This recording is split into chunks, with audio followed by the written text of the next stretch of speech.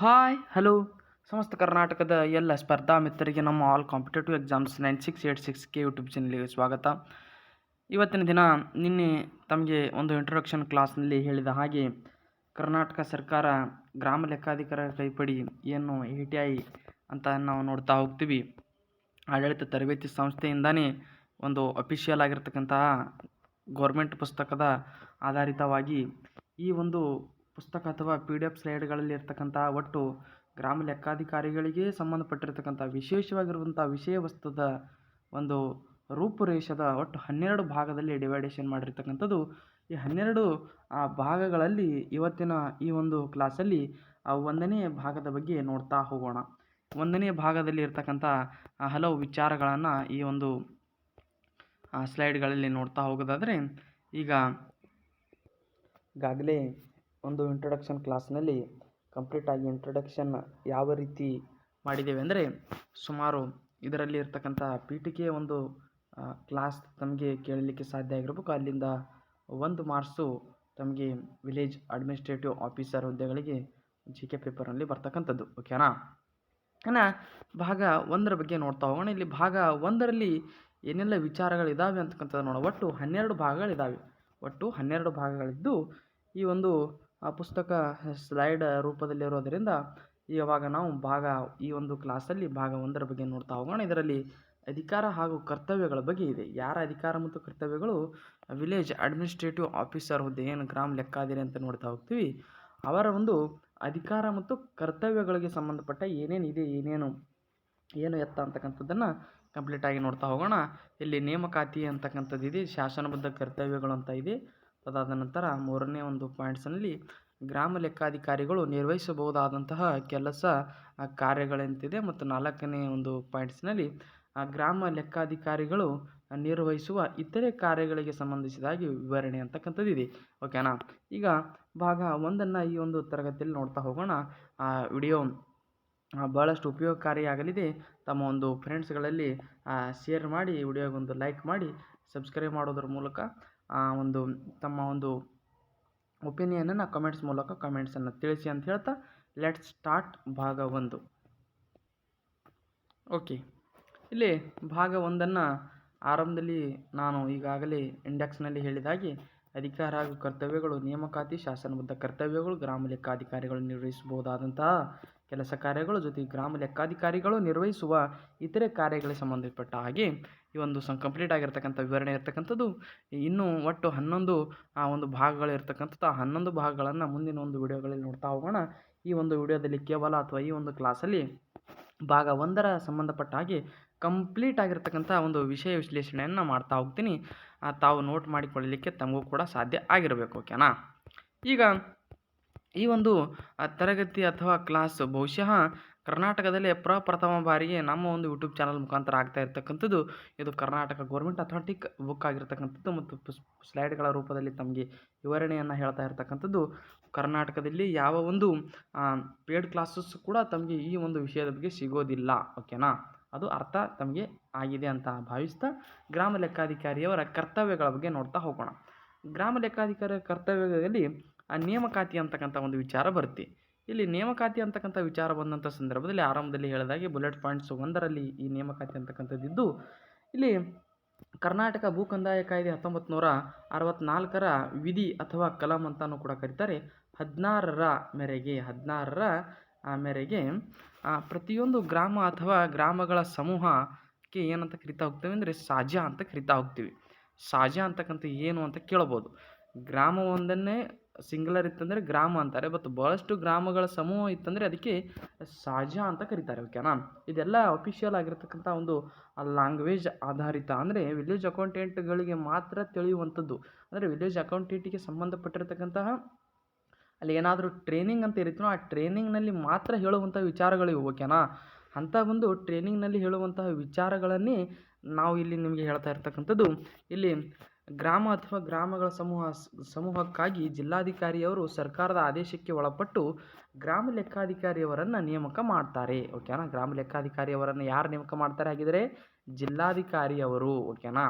ಈ ಹುದ್ದೆಯು ಜಿಲ್ಲಾ ಮಟ್ಟದ ವೃಂದವಾಗಿದ್ದು ಕರ್ನಾಟಕ ಸಾಮಾನ್ಯ ಸೇವೆಗಳ ಅಂದರೆ ಇದು ಕಂದಾಯ ಅಧೀನ ಶಾಖೆ ಅಂತ ಬರುತ್ತೆ ಅಥವಾ ಗ್ರಾಮ ಲೆಕ್ಕಿಗರ ನೇಮಕಾತಿ ಅಡಿಯಲ್ಲಿ ಬರುತ್ತೆ. ಓಕೆನಾ.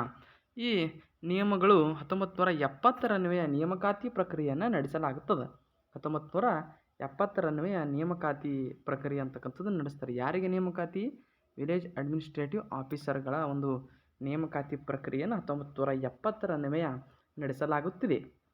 ಈ ರೀತಿ ನೇಮಕಾತಿ ಹೊಂದಿದ ಗ್ರಾಮ ಲೆಕ್ಕಿಗರು ಅಕೌಂಟ್ಸ್ ಲೋವರ್, ರೆವೆನ್ಯೂ ಲೋವರ್ ಹಾಗೂ ಕನ್ನಡ ಭಾಷೆ ಪರೀಕ್ಷೆಯಲ್ಲಿ ಉತ್ತೀರ್ಣರಾಗಿರಬೇಕು. ಅಕೌಂಟ್ಸ್ ಲೋವರ್ ಅಥವಾ ರೆವೆನ್ಯೂ ಲೋವರ್ ಮತ್ತು ಕನ್ನಡ ಭಾಷೆ ಪರೀಕ್ಷೆಯಲ್ಲಿ ಉತ್ತೀರ್ಣರಾಗಿರಬೇಕು ಅಂತಕ್ಕಂಥದ್ದನ್ನು 1970 ನಿಗದಿ ಮಾಡಿದರು. ಬಟ್ ಇವಾಗ ಏನಿದೆ ಗೊತ್ತಾ? ಅದಕ್ಕಿಂತ ಮುಂಚೆ ಇದು 2ನೇ ಪಾಯಿಂಟ್ಸನ್ನು ನಿಮಗೆ ಹೇಳ್ತಾ ಹೋಗ್ತೀನಿ. ಇದೇನಂತ ಕೊಟ್ಟಿದ್ದಾರೆ ಅಂದರೆ 2 ವರ್ಷಗಳ ಅರ್ಹತಾ ಪರೀಕ್ಷೆಯನ್ನು ತೃಪ್ತಿಕರವಾಗಿ ಪೂರೈಸಬೇಕಾಗುತ್ತದೆ. ಅಂದರೆ ಎಕ್ಸಾಮ್ಗಳನ್ನು ನಡೆಸಿದ ನಂತರ 2 ವರ್ಷಗಳ ಕಾಲ ತಮಗೆ ಅರ್ಹತಾ ಪರೀಕ್ಷೆ ಅಂದರೆ ತಮಗೆ ಒಂದು ಸಂದರ್ಭದಲ್ಲಿ ಏನು ಮಾಡ್ತಾ ಹೋಗ್ತಾರೆ ಅಂದರೆ ವೃತ್ತಿ ಪೂರ್ವಾವಧಿ ಅಂತ 2 ವರ್ಷ ಇರುತ್ತೆ. ಬಟ್ ಅದಕ್ಕಿಂತ ಮುಂಚೆ ಏನು ಕೊಟ್ಟಿದ್ದಾರೆ ಅಂದರೆ ಇಲ್ಲಿ ಎಕ್ಸಾಮ್ ಬಗ್ಗೆ ಕೊಟ್ಟಿದ್ದಾರೆ. ಇಲ್ಲಿ ಅಕೌಂಟ್ಸ್ ಲೋವರ್ ಮತ್ತು ರೆವೆನ್ಯೂ ಲೋವರ್ ಮತ್ತು ಕನ್ನಡ ಭಾಷೆ ಪರೀಕ್ಷೆಯಲ್ಲಿ ಉತ್ತೀರ್ಣರಾಗಬೇಕಾಗಿತ್ತು. ಯಾವಾಗ? 1970. ಬಟ್ ಇವಾಗ ಏನು ಮಾಡಲಾಗಿದೆ ಹೊಸದಾಗಿ, ಈಗ ಮೊನ್ನೆ ತಾನೇ ಇದು ಬಿಟ್ಟಿರ್ತಕ್ಕಂತಹ ವಿಲೇಜ್ ಅಡ್ಮಿನಿಸ್ಟ್ರೇಟಿವ್ ಆಫೀಸರ್ ಹುದ್ದೆಗಳಿಗೆ ಸಂಬಂಧಿಸಿ ಎಕ್ಸಾಮ್ ಏನು ಬಂದಿದೆ ಅದರಲ್ಲಿ ಆರಂಭದಲ್ಲಿ ಕನ್ನಡದ 50 ಅಂಕಗಳನ್ನು ಗಳಿಸಬೇಕು 100ಕ್ಕೆ. ತದಾದ ನಂತರ GK ಪೇಪರ್, ತದಾದ ನಂತರ communication paper, Kannada, English, grammar ಜೊತೆಗೆ ಕಂಪ್ಯೂಟರ್ಗೆ ಸಂಬಂಧಪಟ್ಟ ಹಾಗೆ 3 ರೀತಿಯ ಒಂದು ಎಕ್ಸಾಮ್ ಇರೋದರಿಂದ ಇಲ್ಲಿ ಯಾವ ರೀತಿ ಒಂದು ವಿಶೇಷವಾಗಿರುವಂತಹ ಎಕ್ಸಾಮ್ ರೂಪದ ಅಥವಾ ಪರೀಕ್ಷೆ ರೂಪದ ಒಂದು ನೇಮಕಾತಿ ಪ್ರಕ್ರಿಯೆಯಲ್ಲಿ ಬದಲಾವಣೆ ಆಗಿದೆ ಅಂತಕ್ಕಂಥದ್ದು ತಮಗೆ ಗೊತ್ತಿರಲಿ. ಡೈರೆಕ್ಟಾಗಿ ಪ್ರಶ್ನೆ ಕೇಳೋದಿಲ್ಲ, ಬದಲಿಗೆ 1970 ಯಾವ ಒಂದು ಭಾಷೆಯ ಮೇಲೆ ತಮಗೆ ಪರೀಕ್ಷೆಯನ್ನು ಕೇಳಲಾಗುತ್ತಿತ್ತು ಆ ಒಂದು ಸಂದರ್ಭದಲ್ಲಿ ಅಂತ ಕೇಳ್ಬೋದು. ಬಟ್ ಏನೇ ಕೇಳಿದ್ರೂ ಕೂಡ ಇದು ಯಾವ ರೀತಿ ಇಸ್ವಿಗಳಾಗಿರ್ಬೋದು ಅಥವಾ ಕಲಾಂಗಳು, ಮುಂದಿನ ಒಂದು ಸ್ಲೈಡ್ಗಳಲ್ಲಿ ಕಲಾಂಗಳು ಅಥವಾ ವಿಧಿಗಳೇ ಬರ್ತಾ ಹೋಗ್ತವೆ. ವಿಶೇಷವಾಗಿರುವಂಥ ವಿಧಿಗಳಿದ್ದಾವೆ ಇಲ್ಲಿ ಯಾವುದೇ ರೀತಿಯ ಸಂವಿಧಾನದ ವಿಧಿಗಳು ಇವು ಅಲ್ಲ. ಬದಲಿಗೆ ವಿಶೇಷವಾಗಿ ವಿಲೇಜ್ ಅಡ್ಮಿನಿಸ್ಟ್ರೇಟಿವ್ ಆಫೀಸರ್ಗಳಿಗೆ ಸಂಬಂಧಪಟ್ಟ ಹಾಗೆ ವಿಶೇಷವಾಗಿರುವಂಥ ಒಂದು ವಿಧಿಗಳು ಬರ್ತಾ ಹೋಗ್ತವೆ. ಅವು ಕೂಡ ನಾನು ನಿಮಗೆ ಹೇಳ್ತಾ ಹೋಗ್ತೀನಿ. ಬಟ್ ಇಲ್ಲಿ ಬಂದಿರತಕ್ಕಂಥ ಈ ಒಂದು ವಿಧಿಯನ್ನು ನಾನು ಹೈಲೈಟ್ ಮಾಡ್ತಾ ಹೋಗ್ತಿದ್ದೀನಿ. ಈ ಒಂದು ವಿಧಿಗೆ ಸಂಬಂಧಪಟ್ಟಿರ್ತಕ್ಕಂಥ ವಿವರಣೆ ಅಥವಾ ಒಂದು ಬರವಣಿಗೆ ರೂಪದ ಒಂದು ತಾವು ನೋಟ್ ಮಾಡಿಕೊಳ್ಳಲಿಕ್ಕೆ ಸಾಧ್ಯ ಆಗಿರಬೇಕು. ಇನ್ನು ನೇಮಕಾತಿ ಆದ ನಂತರ ಇಲ್ಲಿ ಶಾಸನಬದ್ಧ ಕರ್ತವ್ಯಗಳಂತ ಬರ್ತಾ ಹೋಗ್ತದೆ. ಇಲ್ಲಿ ಶಾಸನಬದ್ಧ ಕರ್ತವ್ಯದ ಬಗ್ಗೆ ಇಲ್ಲಿ ನಾನು ನಿಮಗೆ ಹೇಳೋದಾದರೆ ಇಲ್ಲಿ ಗ್ರಾಮ ಲೆಕ್ಕಿಗರು ಗ್ರಾಮ ಮಟ್ಟದಲ್ಲಿ ಕಂದಾಯ ಇಲಾಖೆಯ ಮಹತ್ವದ ಪಾತ್ರವನ್ನು ಹೊಂದಿದ್ದು ಕಂದಾಯ ನಿರೀಕ್ಷಕನ ಉಸ್ತುವಾರಿ ಮತ್ತು ನಿಯಂತ್ರಣಕ್ಕೆ ನೇರವಾಗಿ ಒಳಪಟ್ಟಿರುತ್ತಾನೆ. ಯಾರು? ವಿಲೇಜ್ ಅಕೌಂಟೆಂಟ್ ಅಥವಾ ತಲಾಟಿ ಅಂತ ನಾವು ನೋಡ್ತಾ ಹೋಗ್ತೀವಿ. ಇನ್ನು ಗ್ರಾಮ ಲೆಕ್ಕಿಗರು ಈ ಕೆಳಗಿನ ಬೇರೆ ಬೇರೆ ಕಾನೂನುಗಳ ಅಡಿಯಲ್ಲಿ ವಿವಿಧ ಕರ್ತವ್ಯಗಳನ್ನು ನಿರ್ವಹಿಸುತ್ತಾರೆ. ಅವರಿಗೆ ಒಂದೇ ರೀತಿಯ ಕೆಲಸ ಇರೋದಿಲ್ಲ, ಬದಲಿಗೆ ಹಲವು ಕೆಲಸಗಳು, ಹಲವು ಜವಾಬ್ದಾರಿಗಳು, ಹಲವು ಕರ್ತವ್ಯಗಳನ್ನು ನಿರ್ವಹಿಸ್ತಾ ಹೋಗ್ತಾರೆ. ಇನ್ನು ಕಂದಾಯ ಇಲಾಖೆಯ ಚಟುವಟಿಕೆಗಳು ಈಚಿನ ವರ್ಷಗಳಲ್ಲಿ ಹೆಚ್ಚಾಗಿ ಹೋಗಿದ್ದಾವೆ. ಇನ್ನು ಕಂದಾಯ ವಸೂಲಿ ಗ್ರಾಮ ಲೆಕ್ಕಿಗರ ಅತಿ ಮುಖ್ಯವಾದ ಕೆಲಸಗಳಲ್ಲಿ ಒಂದಾಗಿದ್ದರೂ ಸಹ ಅವರು ವ್ಯವಸಾಯಗಾರರಿಗೆ, ಸಮಾಜ ದುರ್ಬಲ ವರ್ಗದವರಿಗೆ ಹಾಗೂ ಗ್ರಾಮೀಣ ಜನರಿಗೆ ಗ್ರಾಮದಲ್ಲಿ ಸೂಕ್ತ ಪರಿಸ್ಥಿತಿಯನ್ನು ಏರ್ಪಡಿಸಲು ಶ್ರದ್ಧೆ ವಹಿಸಬೇಕಾಗುತ್ತದೆ. ಗ್ರಾಮ ಮಟ್ಟದಲ್ಲಿ ಮುಖ್ಯ ಕಾರ್ಯನಿರ್ವಾಹಕನಾಗಿರುವುದರಿಂದ ಅವನು ಅಭಿಕರ್ತನ ಪಾತ್ರವನ್ನು ವಹಿಸ್ತಾನೆ. ಅಂದರೆ ಪರಿವರ್ತನೆಯನ್ನು ಗ್ರಾಮದಲ್ಲಿ ಅತ್ಯಂತ ಸುಸಂಬದ್ಧವಾಗಿ ತರಬೇಕಂತಕ್ಕಂಥದ್ದು ಇಲ್ಲಿ ಒಂದು ನೈತಿಕತೆ ನಿಯಮದ ಒಂದು ಆಧಾರದ ಮೇಲೆ ಕೆಲಸವನ್ನು ಮಾಡಬೇಕು ಅಂತಕ್ಕಂಥದ್ದನ್ನು ಹೇಳ್ತಾ ಹೋಗ್ತಾರೆ. ಅವನು ಸಾಮಾಜಿಕ ಅರ್ಥವ್ಯವಸ್ಥೆಯ ಶಾಸನವನ್ನು ಮತ್ತು ಜನತೆಗೆ ಸಹಾಯಕವಾಗುವ ಮತ್ತು ಬಡವರಿಗೆ ಮತ್ತು ಸಾಮಾಜಿಕ ದುರ್ಬಲದವರಿಗೆ ಅರ್ಥವತ್ತಾಗಿರುವ ಸರ್ಕಾರಿ ನೀತಿಗಳನ್ನು ಏರ್ಪಡಿಸುವುದರಲ್ಲಿ ಯಾವಾಗಲೂ ತಯಾರಾಗಿರಬೇಕು. ತನಗೆ ಮಾತ್ರ ತಿಳಿದಿರಬೇಕು, ತನಗೆ ಮಾತ್ರ ಓದ್ಲಿಕ್ಕೆ ಬರಬೇಕು ಆ ಒಂದು ವಿಚಾರ, ತನಗೆ ಮಾತ್ರ ಆ ಒಂದು ಆರಂಭದ ವಿಚಾರ ಅಥವಾ ಏನು ಮಾಡಲಿಕ್ಕೆ ಹೋಗ್ತಾ ಇದ್ದಾನೆ ಅಂತಕ್ಕಂಥದ್ದು ಅವನಿಗೆ ಮಾತ್ರ ಗೊತ್ತಾಗದೆ ಜನಸಾಮಾನ್ಯರಿಗೂ ಅಕ್ಷರಸ್ಥರು ಎಲ್ಲರಿಗೂ ಕೂಡ ಗೊತ್ತು ಆಗುವ ರೀತಿಯಲ್ಲಿ ಅವನು ಯಾವುದೇ ರೀತಿಯ ಕಾಯ್ದೆ ಕಾನೂನುಗಳನ್ನು ಜಾರಿಗೆ ತರಬೇಕು. ಹಾಗಿದ್ದರೆ ಮಾತ್ರ ಅವನು ಒಬ್ಬ ನಿಜವಾದ ಗ್ರಾಮ ಲೆಕ್ಕಿಗ ಅಂತ ಅನ್ನಿಸ್ಕೋತಾನೆ. ಓಕೆನಾ. ಈ ರೀತಿಯಾಗಿ ಇಲ್ಲಿ ನಾವು ಒಂದು ಶಾಸನಬದ್ಧ ಕರ್ತವ್ಯಗಳನ್ನು ನೋಡ್ತಾ ಬಂದ್ವಿ. ಇನ್ನು ಮುಂದಿನ ಒಂದು ವಿಚಾರದ ಬಗ್ಗೆ ನೋಡೋದಾದರೆ ಇಲ್ಲಿ ಅದಕ್ಕೆ ಸಂಬಂಧಪಟ್ಟಿರ್ತಕ್ಕಂಥ ಕಾಯ್ದೆ ನಿಯಮಾವಳಿಗಳ ಬಗ್ಗೆ ಇದೆ ಇಲ್ಲಿ ವಿವರಣೆ. ಈ ಒಂದು ಕಾಯ್ದೆ ನಿಯಮಾವಳಿಗಳ ಬಗ್ಗೆ ನೋಡೋದಾದರೆ ಇಲ್ಲಿ ಬರ್ತಕ್ಕಂಥ ಅನೇಕ ಒಂದು ಕಲಂ ಅಥವಾ ವಿಧಿಗಳಂತ ನಾವು ನೋಡ್ತಾ ಹೋಗ್ತೀವಿ. ಬಹಳಷ್ಟು ಡಿಫರೆಂಟ್ ಆಗಿರ್ತಕ್ಕಂಥ ವಿಧಿಗಳು ಮತ್ತು ಡಿಫರೆಂಟ್ ಆಗಿರ್ತಕ್ಕಂಥ ವಿಚಾರಗಳನ್ನು ಹೊಂದಿರತಕ್ಕಂಥವು. ಹಾಗಾಗಿ ಇದನ್ನು ತಾವು ನೋಟ್ ಮಾಡಿಕೊಳ್ಳಲೇಬೇಕು. ಇದರಿಂದ ಒಂದು ಪ್ರಶ್ನೆ ಫಿಕ್ಸ್ ಆಗಿ ಬರುತ್ತೆ. ಪೀಠಿಕೆ ಭಾಗದಿಂದ ಒಂದು ಪ್ರಶ್ನೆ ಬಂದರೆ ಈ ಒಂದು ಎರಡನೇ ಒಂದು ಕ್ಲಾಸ್ ಆಗಿರತಕ್ಕಂತಹ ಭಾಗ 1ರಲ್ಲಿನ ಒಂದು ಪ್ರಶ್ನೆ ಕಟ್ಟಿಟ್ಟ ಬುತ್ತಿ. ಓಕೆನಾ. ಇಲ್ಲಿ ನಾನು ಹೇಳುವಂತಹ ವಿಚಾರ ಏನಂದರೆ ಕಾಯ್ದೆ ನಿಯಮಾವಳಿಗಳ ವಿವರ, ಆಮೇಲೆ ಕಲಂ ನಿಯಮ, ಯಾವ ಒಂದು ಕಲಂ ಒಂದು ಆಧಾರದ ಮೇಲೆ ವಿವರಣೆ ಅಂತಕ್ಕಂಥದ್ದು, ಯಾವ ಒಂದು ವಿಚಾರ ಇದೆ ಅಂತಕ್ಕಂಥದ್ದನ್ನು ನೋಡೋದಾದರೆ ಇಲ್ಲಿ ಕರ್ನಾಟಕ ಭೂ ಕಂದಾಯ ಕಾಯ್ದೆ 1964 ಏನನ್ನು ಹೇಳ್ತಾ ಹೋಗುತ್ತೆ, ಯಾವ ಒಂದು ವಿಧಿ ಮೂಲಕ ಹೇಳ್ತಾ ಹೋಗುತ್ತೆ ಅಂತಕ್ಕಂಥದ್ದನ್ನು ನೋಡ್ತಾ ಹೋಗೋಣ. ಓಕೆನಾ. ಈ ರೀತಿಯಾಗಿ ಸುಮಾರು ವಿಧಿಗಳು ಬರ್ತಾ ಹೋಗ್ತವೆ. ಆ ಎಲ್ಲ ವಿಧಿಗಳನ್ನು ನಾನು ತಮಗೆ ಹೇಳ್ತಾ ಹೋಗ್ತೀನಿ. ತಾವು ಕೂಡ ನೋಟ್ ಮಾಡಿಕೊಳ್ಳಲಿಕ್ಕೆ ತಮಗೆ ಸಾಧ್ಯ ಆಗಿರಬೇಕು. ಕರ್ನಾಟಕ ಭೂ ಕಂದಾಯ ಕಾಯ್ದೆ 1964ನ ಪ್ರಕಾರ ಕಲಂ 17 ಏನಂತ ಹೇಳ್ತಾ ಹೋಗ್ತಾ ಇದ್ದರೆ, ಸರ್ಕಾರದ ಸೂಚನೆಗಳ ಪ್ರಕಾರ ರಿಜಿಸ್ಟರ್ ಹಾಗೂ ಇನ್ನಿತರ ಅವಶ್ಯಕ ದಾಖಲೆಗಳನ್ನು ನಿರ್ವಹಿಸುವುದು. ಗ್ರಾಮ ಲೆಕ್ಕಾಧಿಕಾರಿಗಳು ಏನು ಮಾಡ್ತಾ ಹೋಗ್ಬೇಕಂದ್ರೆ, ಸರ್ಕಾರದ ಸೂಚನೆಗಳ ಪ್ರಕಾರ, ಸರ್ಕಾರದ ಆದೇಶಗಳ ಪ್ರಕಾರ, ಸರ್ಕಾರದ ಒಂದು ಖಂಡಿಕೆಗಳ ಪ್ರಕಾರ ಏನು ರಿಜಿಸ್ಟರ್ ಹಾಗೂ ಇನ್ನಿತರ ಅವಶ್ಯಕ ದಾಖಲೆಗಳನ್ನು ನಿರ್ವಹಿಸಬೇಕು. ಯಾವುದೇ ರೀತಿಯ ಒಂದು ಬರವಣಿಗೆ ರೂಪದ ವಿಚಾರಗಳನ್ನು ಇಲ್ಲದೆ ಯಾವುದೇ ಒಂದು ಕಾಯ್ದೆ ಅಥವಾ ಕಾನೂನುಗಳನ್ನು ಜಾರಿಗೆ ತರಲಿಕ್ಕೆ ಗ್ರಾಮ ಲೆಕ್ಕಾಧಿಕಾರಿಗೆ ಅವಕಾಶ ಇಲ್ಲಿ ಕೊಟ್ಟಿಲ್ಲ. ಬದಲಿಗೆ ರಿಜಿಸ್ಟರ್ ಆಗಿರ್ಬೋದು, ಇನ್ನಿತರ ಅವಶ್ಯಕ ಬರವಣಿಗೆ ದಾಖಲೆಗಳನ್ನು ಕಡ್ಡಾಯವಾಗಿ ಮಾಡಲೇಬೇಕು ಅಂತಕ್ಕಂಥದ್ದನ್ನು ಕಲಂ 17 ಕರ್ನಾಟಕ ಭೂ ಕಂದಾಯ ಕಾಯ್ದೆ 1964ರಲ್ಲಿ ಹೇಳ್ತಾ ಹೋಗ್ತಾರೆ. ಇನ್ನು ಕಲಂ 128 ಏನು ಹೇಳ್ತಾ ಹೋಗುತ್ತೆ ಅಂದರೆ, ಕಲಂ 128 ಕೂಡ ಯಾವ ಒಂದು ಕಾಯ್ದೆಯಲ್ಲಿ ಬರುತ್ತೆ ಅಂದರೆ ಕರ್ನಾಟಕ ಭೂ ಕಂದಾಯ ಒಂದು ಕಾಯ್ದೆಯಲ್ಲಿ ಬರ್ತಕ್ಕಂಥದ್ದು. ಓಕೆನಾ. ಈ ರೀತಿಯಾಗಿ ಅಲ್ಲಿ 128ರ ಪ್ರಕಾರ ಹಕ್ಕು ದಾಖಲಾತಿ ನಿರ್ವಹಣೆ ಅಂದರೆ ಯಾವುದೇ ಒಂದು ಹಕ್ಕನ್ನು ಕೊಡೋದಾಗಿರ್ಬೋದು ಅಥವಾ ತೆಗೆದುಕೊಳ್ಳೋದಾಗಿರ್ಬೋದು, ಅದಲು ಬದಲಿ ಮಾಡೋದಾಗಿರ್ಬೋದು, ಅದಕ್ಕೆ ಸಂಬಂಧಪಟ್ಟಿರ್ತಕ್ಕಂಥ ದಾಖಲೆಯನ್ನು ಭಾಳಷ್ಟು ಜಬರ್ದಸ್ತಾಗಿ ಆ ಒಂದು ವಿಲೇಜ್ ಅಕೌಂಟೆಂಟ್ ಗ್ರಾಮ ಲೆಕ್ಕಿಗ ಆ ಒಂದು ನಿರ್ವಹಣೆ ಮಾಡಬೇಕು ಮತ್ತು ಅದನ್ನು ದಾಖಲಾತಿ ಮಾಡಿ ತನ್ನಲ್ಲಿಯೇ ಇಟ್ಟುಕೊಳ್ಳಬೇಕು ಮತ್ತು ಸಮಯ ಸಂದರ್ಭಕ್ಕನುಸಾರವಾಗಿ ಮೇಲಾಧಿಕಾರಿಗಳಿಗೆ ಮತ್ತು ಅದಕ್ಕೆ ಸಂಬಂಧಪಟ್ಟಿರ್ತಕ್ಕಂತಹ ವ್ಯಕ್ತಿಗಳಿಗೆ ಅದನ್ನು ಕೊಡಬೇಕು. ಓಕೆನಾ. ಇನ್ನು ಕಲಂ 145ರ ಪ್ರಕಾರ ಏನು ಹೇಳ್ತಾ ಹೋಗ್ತಾ ಇದ್ದಾರೆ ಅಂದರೆ, ಗ್ರಾಮ ಅಧಿಕೃತ ಮೇರೆಯ ಕುರಿತು ಸ್ಥಳಗಳನ್ನು ಗುರುತಿಸ್ತಾ ಹೋಗಬೇಕು. ಗ್ರಾಮ ಅಧಿಕೃತ ಮೇರೆಯ ಗುರುತುಗಳನ್ನು ಸುಸ್ಥಿತಿಯಲ್ಲಿ ಇಡಬೇಕು. ಅಂದರೆ ಯಾವ ಒಂದು ಊರು, ಗ್ರಾಮ ಅಂದರೆ ಊರು, ಯಾವ ಒಂದು ಊರು ಅಥವಾ ಹಳ್ಳಿ ತನ್ನ ಮೇರೆಯನ್ನು ಅಥವಾ ಸೀಮೆ ಅಂತ ನಾವು ನೋಡ್ತಾ ಹೋಗ್ತೀವಿ. ಸೀಮೆಯನ್ನು ಹೊಂದಿದೆ, ಎಷ್ಟರ ಮಟ್ಟಿಗೆ ಸೀಮೆಯನ್ನು ಹೊಂದಿದೆ, ಅದಕ್ಕೆ ಬಾರ್ಡರ್ ಯಾವುದು, ಅದಕ್ಕೆ ಗಡಿ ಯಾವುದು, ಅದಕ್ಕೆ ಮೇರೆ ಯಾವುದು ಅಂತಕ್ಕಂಥದ್ದನ್ನು ನಾವು ಗುರುತಿಸಬೇಕು. ಇಲ್ಲಾಂದರೆ ಹಳ್ಳಿಗಳ ಮಧ್ಯೆ ಕಲಹಗಳು ಉಂಟಾಗುವಂಥ ಸಾಧ್ಯತೆಗಳಿರ್ತವೆ. ಹಾಗಾಗಿ ಗ್ರಾಮದ ಅಧಿಕೃತ ಮೇರೆಯ ಗುರುತುಗಳನ್ನು ಸುಸ್ಥಿತಿಯಲ್ಲಿ ಇಡಬೇಕಾಗುತ್ತೆ. ಓಕೆನಾ. ಈ ರೀತಿಯಾಗಿ ಕರ್ನಾಟಕ ಭೂ ಕಂದಾಯ ಕಾಯ್ದೆ 1964ರಲ್ಲಿ ಬರ್ತಕ್ಕಂತಹ ಕಲಂ 17, 128, 145 ಬಗ್ಗೆ ನೋಡ್ತಾ ಬಂದ್ವಿ.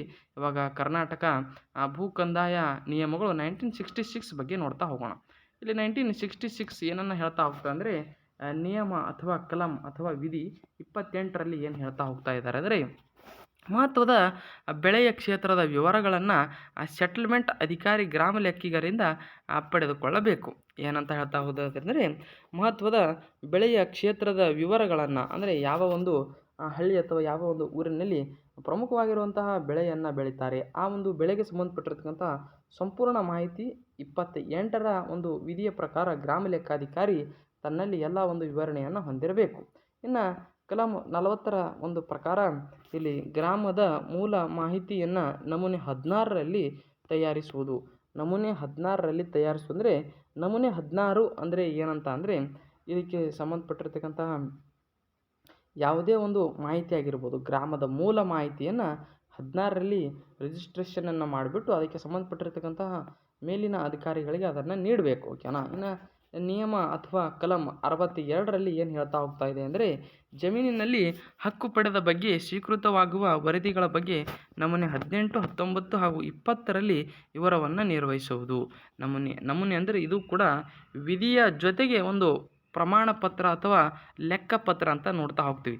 ಈಗಾಗಲೇ ತಾವು ಒಂದು ಕನ್ನಡ ಮತ್ತು ಗ್ರಾಮೀಣ ಅಭ್ಯರ್ಥಿಯ ಪ್ರಮಾಣ ಪತ್ರ ಹೊಂದಿದ್ರೆ ಅಲ್ಲಿ ಸಿ ನಮೂನೆ ಅಂತ ಬರಿತಾ ಹೋಗ್ತಾರೆ. ಈ ಸಿ ನಮೂನೆ ಅಂತಕ್ಕಂಥದ್ದು ಒಂದು ವಿಧದ ಒಂದು ಲೆಕ್ಕಪತ್ರ ಅಂತಲೇ ಹೌದು. ಅಂದರೆ ಇಲ್ಲಿ ಯಾವುದೇ ರೀತಿ ಲೆಕ್ಕ ಇರೋದಿಲ್ಲ, ಬದಲಿಗೆ ಅದನ್ನು ವಿಲೇಜ್ ಅಡ್ಮಿನಿಸ್ಟ್ರೇಟಿವ್ ಆಫೀಸರ್ ಹುದ್ದೆಗಳಿಗೆ ಸಂಬಂಧಪಟ್ಟ ಹಾಗೆ ಅವುಗಳನ್ನು ಲೆಕ್ಕಪತ್ರಗಳೆಂದೇ ಪರಿಗಣಿಸ್ತಾರೆ. ಅಂಥ ಒಂದು ಲೆಕ್ಕಪತ್ರಗಳಲ್ಲಿ ಒಂದು 18, 19 ಮತ್ತು 20ನೇ ಒಂದು ವಿಧಿ ಅಥವಾ ಲೆಕ್ಕಪತ್ರಗಳಲ್ಲಿ ಅದನ್ನು ದಾಖಲೆಯನ್ನು ಮಾಡಬೇಕು. ಇನ್ನು ನಿಯಮ 64 ಅಥವಾ ನಿಯಮ ಅಂದರೆ ಇಲ್ಲಿ ಏನೂ ಅಲ್ಲ, ನಿಯಮ ಅಂದರೆ ವಿಧಿ ಕಲಂ ಅಂತ ಅರ್ಥ. ಇನ್ನು ಹಕ್ಕು ದಾಖಲೆಯ ವಿವರ ತಯಾರಿಸಿ ಗ್ರಾಮ ಚಾವಡಿ ನೋಟಿಸು ಬೋರ್ಡ್ ಮೇಲೆ ಪ್ರಸಿದ್ಧಪಡಿಸಬೇಕಂತೆ. ಅಂದರೆ ಗ್ರಾಮಕ್ಕೂ ಕೂಡ, ಪ್ರತಿಯೊಂದು ಗ್ರಾಮಕ್ಕೂ ಕೂಡ ಒಂದು ನೋಟಿಸು ಪತ್ರವನ್ನು ಲಗತ್ತಿಸುವ ರೀತಿಯಲ್ಲಿ ಎಲ್ಲ ಗ್ರಾಮದ ಜನರು ಯಾವ ಒಂದು ಸ್ಥಳದಲ್ಲಿ ಪ್ಲೇಸ್ಮೆಂಟ್ ಆಗುತ್ತಾರೆ, ಯಾವ ಒಂದು ಗ್ರಾಮ ಇದೆ ಅಂದರೆ ಯಾವ ಒಂದು ಸ್ಥಳದಲ್ಲಿ ಎಲ್ಲರೂ ಕೂಡ ಸರ್ವೇ ಸಾಮಾನ್ಯವಾಗಿ ಪ್ಲೇಸ್ಮೆಂಟ್ ಆಗ್ತಾರೆ, ಅಂಥ ಒಂದು ಸ್ಥಳದಲ್ಲಿ ನೋಟಿಸು ಬೋರ್ಡನ್ನು ನಿರ್ಮಿಸಿಬಿಟ್ಟು ಆ ನೋಟಿಸು ಬೋರ್ಡ್ ಮೇಲೆ ಎಲ್ಲರಿಗೂ ಕಾಣುವ ಹಾಗೆ, ಸ್ಪಷ್ಟವಾಗಿ ಕಾಣುವ ಹಾಗೆ ಅಲ್ಲಿ ಅಂಟಿಸಬೇಕು. ಅಂಟಿಸುವುದರಿಂದ ಹಕ್ಕು ದಾಖಲಾತಿಯ ವಿವರ, ಯಾರ್ಯಾರಿಗೆ ಎಷ್ಟೆಷ್ಟು ಆ ಒಂದು ಭೂಮಿ ಇದೆ ಅಥವಾ ಯಾರೆಲ್ಲ ಏನೆಲ್ಲ ಟ್ಯಾಕ್ಸ್ಗಳನ್ನು ಕಟ್ತಾ ಹೋಗ್ತಾ ಇದ್ದಾರೆ ಮತ್ತು ಯಾವ ಒಂದು ಸರ್ಕಾರದ ನಿಯಮಗಳನ್ನು ಯಾರು ಎಷ್ಟರ ಮಟ್ಟಿಗೆ ಫಾಲೋ ಮಾಡ್ತಾ ಇದ್ದಾರೆ ಅಂತಕ್ಕಂಥ ವರದಿಯನ್ನು ಅಲ್ಲಿ ಅಂಟಿಸಬೇಕು. ಬಟ್ ಈ ಒಂದು ನಿಯಮ ಮಾತ್ರ ಕರೆಕ್ಟಾಗಿ ಇನ್ನೂ ಕೂಡ ಆಗ್ತಾ ಇಲ್ಲ. ಭಾಳಷ್ಟು ಗೊಂದಲಮಯವಾಗಿರ್ತಕ್ಕಂಥ ಒಂದು ಈ ಸದ್ಯದ ಒಂದು ಸಂದರ್ಭದಲ್ಲಿ ನಡೀತಾ ಇದೆ. ಬಟ್ ಈ ಒಂದು ನಿಯಮ ಒಂದು ಜಾರಿಗೆ ಬಂದುಬಿಟ್ರೆ ಕಂಪ್ಲೀಟಾಗಿ ಇನ್ನೂ ಭಾಳಷ್ಟು ಇದ್ದಾವೆ, ಮಾಡುವಂಥ ಒಂದು ನಿಯಮಗಳು ಕೂಡ ಇದ್ದಾವೆ, ಮಾಡದೇ ಇರತಕ್ಕಂಥ ಅದೆಷ್ಟೋ ನಿಯಮಗಳಿದ್ದರೂ ಕೂಡ ಅದೇನೇ ಇರಲಿ, ನಮಗೆ ಬೇಕಾಗಿದ್ದು ಎಕ್ಸಾಮ್ನಲ್ಲಿ 15ರಿಂದ 20 ಮಾರ್ಕ್ಸ್ ಇದರ ಮೇಲೆ ಬರುತ್ತೆ. ಆ ಬಂದಿರತಕ್ಕಂಥ ಮಾರ್ಕ್ಸ್ ಅಥವಾ ಕ್ವಶನ್ಗಳಿಗೆ ಯಾವ ರೀತಿ ಉತ್ತರವನ್ನು ಮಾಡಬೇಕು ಅಂತಕ್ಕಂಥದ್ದನ್ನು ಮಾತ್ರ ನಾವಿಲ್ಲಿ ನೋಡ್ತಾ ಹೋಗ್ತಾ ಇರ್ತಕ್ಕಂಥದ್ದು. ಯಾವುದೇ ರೀತಿಯ ವಿಲೇಜ್ ಅಡ್ಮಿನಿಸ್ಟ್ರೇಟಿವ್ ಆಫೀಸರ್ಗಳಿಗೆ ನಾವು ಎದುರು ಹಾಕಿಕೊಳ್ತಾ ಇಲ್ಲ, ಜೊತೆಗೆ ಅವ್ರನ್ನ ನಾವು ಏನು ಮಾಡ್ತಾ ಹೋಗ್ತಾ ಇಲ್ಲ, ಅವ್ರಿಗೆ ಈ ಕೆಲಸವನ್ನು ಮಾಡ್ತಿದ್ದಾರೆ, ಈ ಕೆಲಸವನ್ನು ಮಾಡ್ತಿಲ್ಲ ಅಂತಕ್ಕಂಥ ಎತ್ತಿ ಹಿಡಿತಾ ಒಂದು ಕೆಲಸ ಮಾಡ್ತಾ ಇಲ್ಲ. ಬದಲಿಗೆ ನಾವು ನಮ್ಮ ಎಕ್ಸಾಮ್ನ ದೃಷ್ಟಿಯಿಂದ ಏನೆಲ್ಲ ವಿಚಾರಗಳನ್ನು ಕಲೀಲಿಕ್ಕೆ ಸಾಧ್ಯ ಇದೆಯೋ ಅಂಥ ವಿಚಾರಗಳನ್ನೆಲ್ಲ ಕಲೀಲಿಕ್ಕೆ ನಾವಿಲ್ಲಿ ಪ್ರಯತ್ನ ಮಾಡ್ತಾ ಇರ್ತಕ್ಕಂಥದ್ದು ತಮಗೆ ಗೊತ್ತಿರಲಿ. ಇನ್ನು ನಿಯಮ 65ರ ಪ್ರಕಾರ, ನಿಯಮ 65 ಅಥವಾ ಕಲಂ 65ರ ಪ್ರಕಾರ ಹಕ್ಕು ದಾಖಲೆಯಿಂದ ಬಾಧಿತರಾಗುವ ವ್ಯಕ್ತಿಗಳಿಗೆ ನಮೂನೆ 21ರಲ್ಲಿ ನೋಟಿಸನ್ನು ನೀಡುವುದು. ನಮೂನೆ ಅಂದರೆ ವಿಧಿ 21ನೇ ವಿಧಿಯ ಪ್ರಕಾರ ಅವರಿಗೆ ನೋಟಿಸ್ ನೀಡಬೇಕು, ಹಕ್ಕು ದಾಖಲತೆ ಬಾಧಿತರಾಗುವ ವ್ಯಕ್ತಿಗಳಿಗೆ. ಅಂದರೆ ಯಾವುದೇ ಒಂದು ಹಕ್ಕು ಅವರಿಂದ ಕಳೆದುಕೊಳ್ಳುವಂತಹ ಒಂದು ಸಂದರ್ಭದಲ್ಲಿ ಬೇರೆ ಒಬ್ಬ ಫೋರ್ಜರಿ ವ್ಯಕ್ತಿಯಿಂದ ಆ ಒಂದು ಹಕ್ಕು ಪಡೆದುಕೊಳ್ಳುವಂತಹ ಸಂದರ್ಭದಲ್ಲಿ ಡೈರೆಕ್ಟಾಗಿ ಆ ಒಂದು ವ್ಯಕ್ತಿ ಹೆಸರಿನಲ್ಲಿ ಇದ್ದಂತಹ ಒಂದು ವ್ಯಕ್ತಿಗೆ ಒಂದು ನೋಟಿಸನ್ನು ಕಳಿಸುವುದರ ಮೂಲಕ ಅದು 21ನೇ ವಿಧಿಯಿಂದ ಆಗ್ತಾ ಇದೆ ಅಥವಾ ನಮೂನೆ ಆಗ್ತಾ ಇದೆ ಅಂತಕ್ಕಂಥದ್ದನ್ನು ಹೇಳ್ತಾ ಹೋದರೆ ಇಲ್ಲಿ ನಿಯಮ 67 ಅಂತ ಬರುತ್ತೆ. ಇಲ್ಲಿ ನಿಯಮ 67 ಅಥವಾ ಕಲಂ 67ರ ಪ್ರಕಾರ ಹಕ್ಕು ದಾಖಲೆ ಮಂಜೂರಿಗೆ ತಕರಾರು ಬಂದಲ್ಲಿ ಅದನ್ನು ತಕರಾರು ರಿಜಿಸ್ಟರ್ನಲ್ಲಿ ದಾಖಲಿಸುವುದು ಹಾಗೂ ತಕರಾರು ವಿಲೇವಾರಿ ಆದ ನಂತರ ನಮೂದು ಮಾಡುವುದು. ಏನಂತ ನಮೂದು ಮಾಡುವುದು? ತಕರಾರು ನಮೂದಾಗಿದೆ, ಯಾರ್ಯಾರ ಹೆಸರಿಗೆ ಎಷ್ಟೆಷ್ಟು ಒಂದು ಭೂಮಿ ಅಥವಾ ಜಾಗ ಹೋಗಿದೆ ಅಂತಕ್ಕಂಥದ್ದನ್ನು ಕೂಡ ರಿಜಿಸ್ಟ್ರೇಷನನ್ನು ಮಾಡಬೇಕಾಗಿರ್ತಕ್ಕಂಥದ್ದು. ಇಲ್ಲಿ ಹಕ್ಕು ದಾಖಲೆ ಮಂಜೂರಿಗೆ ತಕರಾರು ಬಂದಲ್ಲಿ ಅದನ್ನು ತಕರಾರು ರಿಜಿಸ್ಟರ್ನಲ್ಲಿ ದಾಖಲೆ ಮಾಡ್ತಾರೆ. ಒಂದು ವೇಳೆ ಹಕ್ಕು ಒಂದು ದಾಖಲೆ ಮಂಜೂರಿಗೆ ಯಾವುದೇ ರೀತಿಯ ತಕರಾರು ಬಂದಿಲ್ಲ ಅಂದರೆ ಒಂದು ಮಂಜೂರಾತಿಯ ರಿಜಿಸ್ಟರ್ನಲ್ಲಿ ಅವರು ರಿಜಿಸ್ಟ್ರೇಷನನ್ನು ಮಾಡ್ತಾರೆ. ಈ ರೀತಿಯಾಗಿ ಒಂದು ವಿಧದ ಅಲ್ಲಿ ಒಂದು ರಿಜಿಸ್ಟರ್ ಬುಕ್ಗಳು ಇರ್ತವೆ ವಿಲೇಜ್ ಅಡ್ಮಿನಿಸ್ಟ್ರೇಟಿವ್ ಆಫೀಸರ್ಗಳ ಹತ್ತಿರ ಅಂತಕ್ಕಂಥದ್ದು ತಮಗೆ ಗೊತ್ತಿರಲಿ. ಇನ್ನು ನಿಯಮ 70ರ ಪ್ರಕಾರ ಹಕ್ಕು ದಾಖಲೆ ಮಂಜೂರಿಗೆ ಹಾಗೂ ತಕರಾರು ಪ್ರಕರಣದಲ್ಲಿ ನಿರ್ಣಯಿಸಿದ ಪ್ರಕಾರ ಗೇಣಿ ಮತ್ತು ಪಹಣಿ ಪತ್ರಿಕೆಯಲ್ಲಿ ಬದಲಾವಣೆಯನ್ನು ಮಾಡಬೇಕು. ಈಗ ಹಕ್ಕು ದಾಖಲೆ ಇವಾಗ ಎ ಎಂಬುವನ ಒಂದು ಹೆಸರಿನಲ್ಲಿ 10 ಎಕರೆ ಒಂದು ಹೊಲ ಇದೆ ಅಂದರೆ ಅಥವಾ ಒಂದು ಗದ್ದೆ ಇದೆ ಅಂದರೆ ಅದನ್ನು ತನ್ನ ಮಕ್ಕಳಾದ ಬಿ ಮತ್ತು ಸಿಗಳಿಗೆ ಡಿವೈಡೇಷನ್ ಮಾಡಿದಂಥ ಸಂದರ್ಭದಲ್ಲಿ 5 ಎಕರೆ ಬರುತ್ತೆ. ಇವನ ಹೆಸರಿನಲ್ಲಿ ಇದ್ದಂತಹ ಒಂದು ಯಾವುದೇ ಒಂದು ಹೊಲ ಅಥವಾ ಒಂದು ಗದ್ದೆಯ ಹೆಸರು ಉಳಿಯೋದಿಲ್ಲ, ಬದಲಿಗೆ ಇವರಿಬ್ಬರ ಹೆಸರಿನಲ್ಲಿ ತಲಾ 5 ಎಕರೆ ಅಂತಕ್ಕಂಥದ್ದು ಭಾಳಷ್ಟು ಡಿವೈಡೇಷನ್ ಆಗಿರ್ತಕ್ಕಂತಹ ಒಂದು ಫಾರ್ಮ್ ಆಗುತ್ತೆ. ಇದನ್ನು 10 ನಂಬರ್ ಪಹಣಿ ಅಂತ ಕರೀತಾರೆ. 10 ನಂಬರ್ ಪಹಣಿ. 10 ನಂಬರ್ ಅಂದರೆ ಯಾವುದೇ ಒಂದು ತಕರಾರಿಲ್ಲದೆ ಡಿವೈಡೇಷನ್ ಆಗಿರುವಂತಹ ಒಂದು ಭೂಮಿ ಆಗಿರ್ಬೋದು, ಜಾಗ ಸ್ಥಳ ಆಗಿರ್ಬೋದು, ಇನ್ನಿತರ ಭೂಮಿಗೆ ಸಂಬಂಧಪಟ್ಟಿರ್ತಕ್ಕಂಥ ವಿಚಾರಗಳು ಯಾವುದೇ ತಕರಾರಿಲ್ಲದೆ ಡಿವೈಡೇಷನ್ ಆಗಿದ್ದರೆ ಅದು ಪಹಣಿಯಲ್ಲಿ ಅಚ್ಚಾಗಿದ್ದರೆ, ಪಹಣಿ ಈಗಾಗಲೇ ಬಂದಿದ್ದರೆ ಅಂತಹ ಪಾಣಿಗಳನ್ನು 10 ನಂಬರ್ ಪಾಣಿ ಅಂತ ಕರಿತಾ ಹೋಗ್ತಾರೆ. ಓಕೆನಾ? 10 ನಂಬರ್ ಪಾಣಿ ಅಂದರೆ ಏನಂತ ಕೇಳಬಹುದು. ಓಕೆನಾ? 10 ನಂಬರ್ ಪಾಣಿ ಅಂದರೆ ಅದನ್ನು ಹಾಗೆ ಕರೆಯೋದು, ಅದಕ್ಕೆ ಬೇರೆ ಹೆಸರು ಇರೋದಿಲ್ಲ. 10 ನಂಬರ್ ಪಾಣಿ ಅಂದರೆ ಏನು ಅಂತ ಕೇಳ್ಬೋದು. 10 ನಂಬರ್ ಪಾಣಿ ಅಂದರೆ ಇಲ್ಲಿ ಯಾವುದೇ ತಕರಾರಿಲ್ಲದೆ ಒಂದು 2 ಜನ ಅಥವಾ ಹೆಚ್ಚಿನ ಜನರಿಗೆ ಒಂದು ಭೂಮಿ ಡಿವೈಡೇಷನ್ ಆಗಿದ್ದು ಪಹಣಿ ಬಂದಿದ್ದು, ಆ ಪಹಣಿಗಳಿಗೆ 10 ನಂಬರ್ ಪಹಣಿ ಅಂತ ಕರಿತಾ ಹೋಗ್ತಾರೆ. ಓಕೆನಾ, ಅರ್ಥ ಆಗಿದೆ ಅಂತ ಭಾವಿಸ್ತಾ ಮುಂದಿನ ಒಂದು ಸ್ಲೈಡ್ಗೆ ಬರೋದಾದರೆ, ಇಲ್ಲಿ ಕರ್ನಾಟಕ ಭೂ ಕಂದಾಯ ನಿಯಮಗಳು 1966. ಕರ್ನಾಟಕ ಭೂ ಕಂದಾಯ ನಿಯಮಗಳು 1966 ಇಲ್ಲಿ ಕೂಡ ಒಂದು ಕಂಟಿನ್ಯೂಷನ್ ಆಗ್ತಾ ಇರತಕ್ಕಂಥದ್ದು. ಇಲ್ಲಿ ಕಲಂ 72ರ ಪ್ರಕಾರ ನಿಯಮ 70ರಂತೆ ಬದಲಾವಣೆಯಾದ ದಾಖಲೆಗಳನ್ನು ಮೋಜಣಿಗಾಗಿ ಭೂ ದಾಖಲೆ ವಿಭಾಗಕ್ಕೆ ಕಳಿಸುವುದು. ಮೋಜಣಿಗಾಗಿ ಅಂದರೆ ಇದು ಒಂದು ಶಬ್ದದ ಅರ್ಥ ಕೇಳಬಹುದು, ಅಥವಾ ಈ ಶಬ್ದ ಏನು ಅಂತ ಕೇಳಬಹುದು. ಮೋಜಣಿ ಅಂದರೆ ಸಹಿಗಾಗಿ. ಓಕೆನಾ. ನಿಯಮ 70ರಂತೆ ಬದಲಾವಣೆಯಾದ ದಾಖಲೆಗಳನ್ನು ಮೋಜಣಿಗಾಗಿ ಭೂ ದಾಖಲೆ ವಿಭಾಗಕ್ಕೆ ಕಳಿಸ್ತಾ ಹೋಗ್ತಾರೆ. ಈಗ ಒಂದು ತಹಶೀಲ್ ಅಥವಾ ಒಂದು ಗ್ರಾಮದ ಅಥವಾ ಒಂದು ತಾಲೂಕಿನ ಆಡಳಿತ ಭವನ ಇದೆ ಅಂದರೆ, ಆ ತಾಲೂಕು ಆಡಳಿತ ಭವನದಲ್ಲಿ ವಿಲೇಜ್ ಅಡ್ಮಿನಿಸ್ಟ್ರೇಟಿವ್ ಆಫೀಸರ್ಗಳಿಗೆ ಸಂಬಂಧಪಟ್ಟಿರ್ತಕ್ಕಂಥ ಕೆಲವೊಂದು ಕೊಠಡಿಗಳಿದ್ದರೆ, ಇನ್ನು ತಾಲೂಕು ಆಫೀಸರ್ಗಳಿಗೆ ಅಂದರೆ ಸಮಾಜ ಕಲ್ಯಾಣ ಇಲಾಖೆಗೆ ಕೆಲವೊಂದಿಷ್ಟು ಅಲ್ಲಿ ಕೋಣೆಗಳು ಇರ್ತಾ ಹೋಗ್ತವೆ, ಮತ್ತು ಸಮಾಜದ ಸೋಷಿಯಲ್ ವೆಲ್ಫೇರ್ ಡಿಪಾರ್ಟ್ಮೆಂಟ್ SWD ಅಂತ ಏನು ನೋಡ್ತಾ ಹೋಗ್ತೇವೆ, ಅದಕ್ಕೆ ಸಂಬಂಧಪಟ್ಟಿರ್ತಕ್ಕಂಥ ಕೆಲವೊಂದು ರೂಮ್ಗಳು ಇರ್ತಾ ಹೋಗ್ತವೆ. ಆ ಒಂದು ರೂಮ್ಗಳಲ್ಲಿ ಆಯಾ ಸ್ಥಳ ಅಥವಾ ಒಂದು ಕೆಲಸಗಳು ಆಗ್ತಾ ಇರ್ತಕ್ಕಂಥದ್ದು. ಈ ರೀತಿಯಾಗಿ ನಿಯಮ 70ರಂತೆ ಬದಲಾವಣೆಯಾದ ಭೂ ದಾಖಲೆಗಳನ್ನು ಮೋಜಣಿಗಾಗಿ ಭೂ ದಾಖಲೆ ವಿಭಾಗಕ್ಕೆ ಕಳಿಸ್ತಾ ಹೋಗ್ತಾರೆ. ಈ ಭೂ ದಾಖಲೆ ಎಲ್ಲಿರ್ತದೆ, ಎಷ್ಟನೇ ನಂಬರ್ ರೂಮ್ನಲ್ಲಿ ಇರುತ್ತೆ ಅಂತ ನಿಮಗೆ ಪ್ರಶ್ನೆ ಕೇಳೋದಿಲ್ಲ. ಬದಲಿಗೆ ಭೂ ದಾಖಲೆ ವಿಭಾಗ ಇರ್ತಕ್ಕಂಥದ್ದು ತಾಲೂಕು ಆಡಳಿತ ಭವನ ಅಥವಾ ತಾಲೂಕು ಆಡಳಿತ ಒಂದು ವಿಷಯದಲ್ಲಿ ಕಟ್ಟಡದಲ್ಲಿ ಅಂತ ತಾವು ನೆನಪಿನಲ್ಲಿ ಇಟ್ಕೊಳ್ಳಲಿಕ್ಕೆ ಸಾಧ್ಯ ಆಗಿರಬೇಕು. ಇನ್ನು ನಿಯಮ 109 ಏನು ಹೇಳ್ತಾ ಹೋಗ್ತದೆ ಅಂದರೆ, ಕಂದಾಯ ಸಂದಾಯ ಮಾಡಿದ ಬಗ್ಗೆ ಪಾವತಿ ನೀಡುವುದು ಹಾಗೂ ಸದರಿ ರಕಂ ಸರ್ಕಾರಕ್ಕೆ ಜಮಾ ಮಾಡುವುದು. ಈಗಾಗಲೇ ಹೇಳಿದ ಹಾಗೆ ವಿಲೇಜ್ ಅಡ್ಮಿನಿಸ್ಟ್ರೇಟಿವ್ ಆಫೀಸರ್ ಗ್ರಾಮ ಲೆಕ್ಕಾಧಿಕಾರಿಗಳ ಪ್ರಮುಖ ಕೆಲಸವೇ ಒಂದು ಕಂದಾಯವನ್ನು ಅಥವಾ ಒಂದು ತೆರಿಗೆಯನ್ನು ವಸೂಲಾತಿ ಮಾಡುವಂಥದ್ದು ಅಂತ ಹೇಳಿದೆ. ಅದಕ್ಕೆ ಸಂಬಂಧಪಟ್ಟಿರ್ತಕ್ಕಂಥ ಮಾಹಿತಿ ಇದು. ಇನ್ನು ನಿಯಮ 112ರ ಪ್ರಕಾರ ಇಲ್ಲಿ ಏನನ್ನು ಹೇಳ್ತಾ ಹೋಗ್ತಾ ಇದ್ದಾರೆ ಅಂದರೆ, ಭೂ ಕಂದಾಯ ಭರಣ ಮಾಡುವ ಬಗ್ಗೆ ನಮೂನೆ 37ರಲ್ಲಿ ಡಿಮ್ಯಾಂಡ್ ನೋಟಿಸು ನೀಡುವಂಥದ್ದು.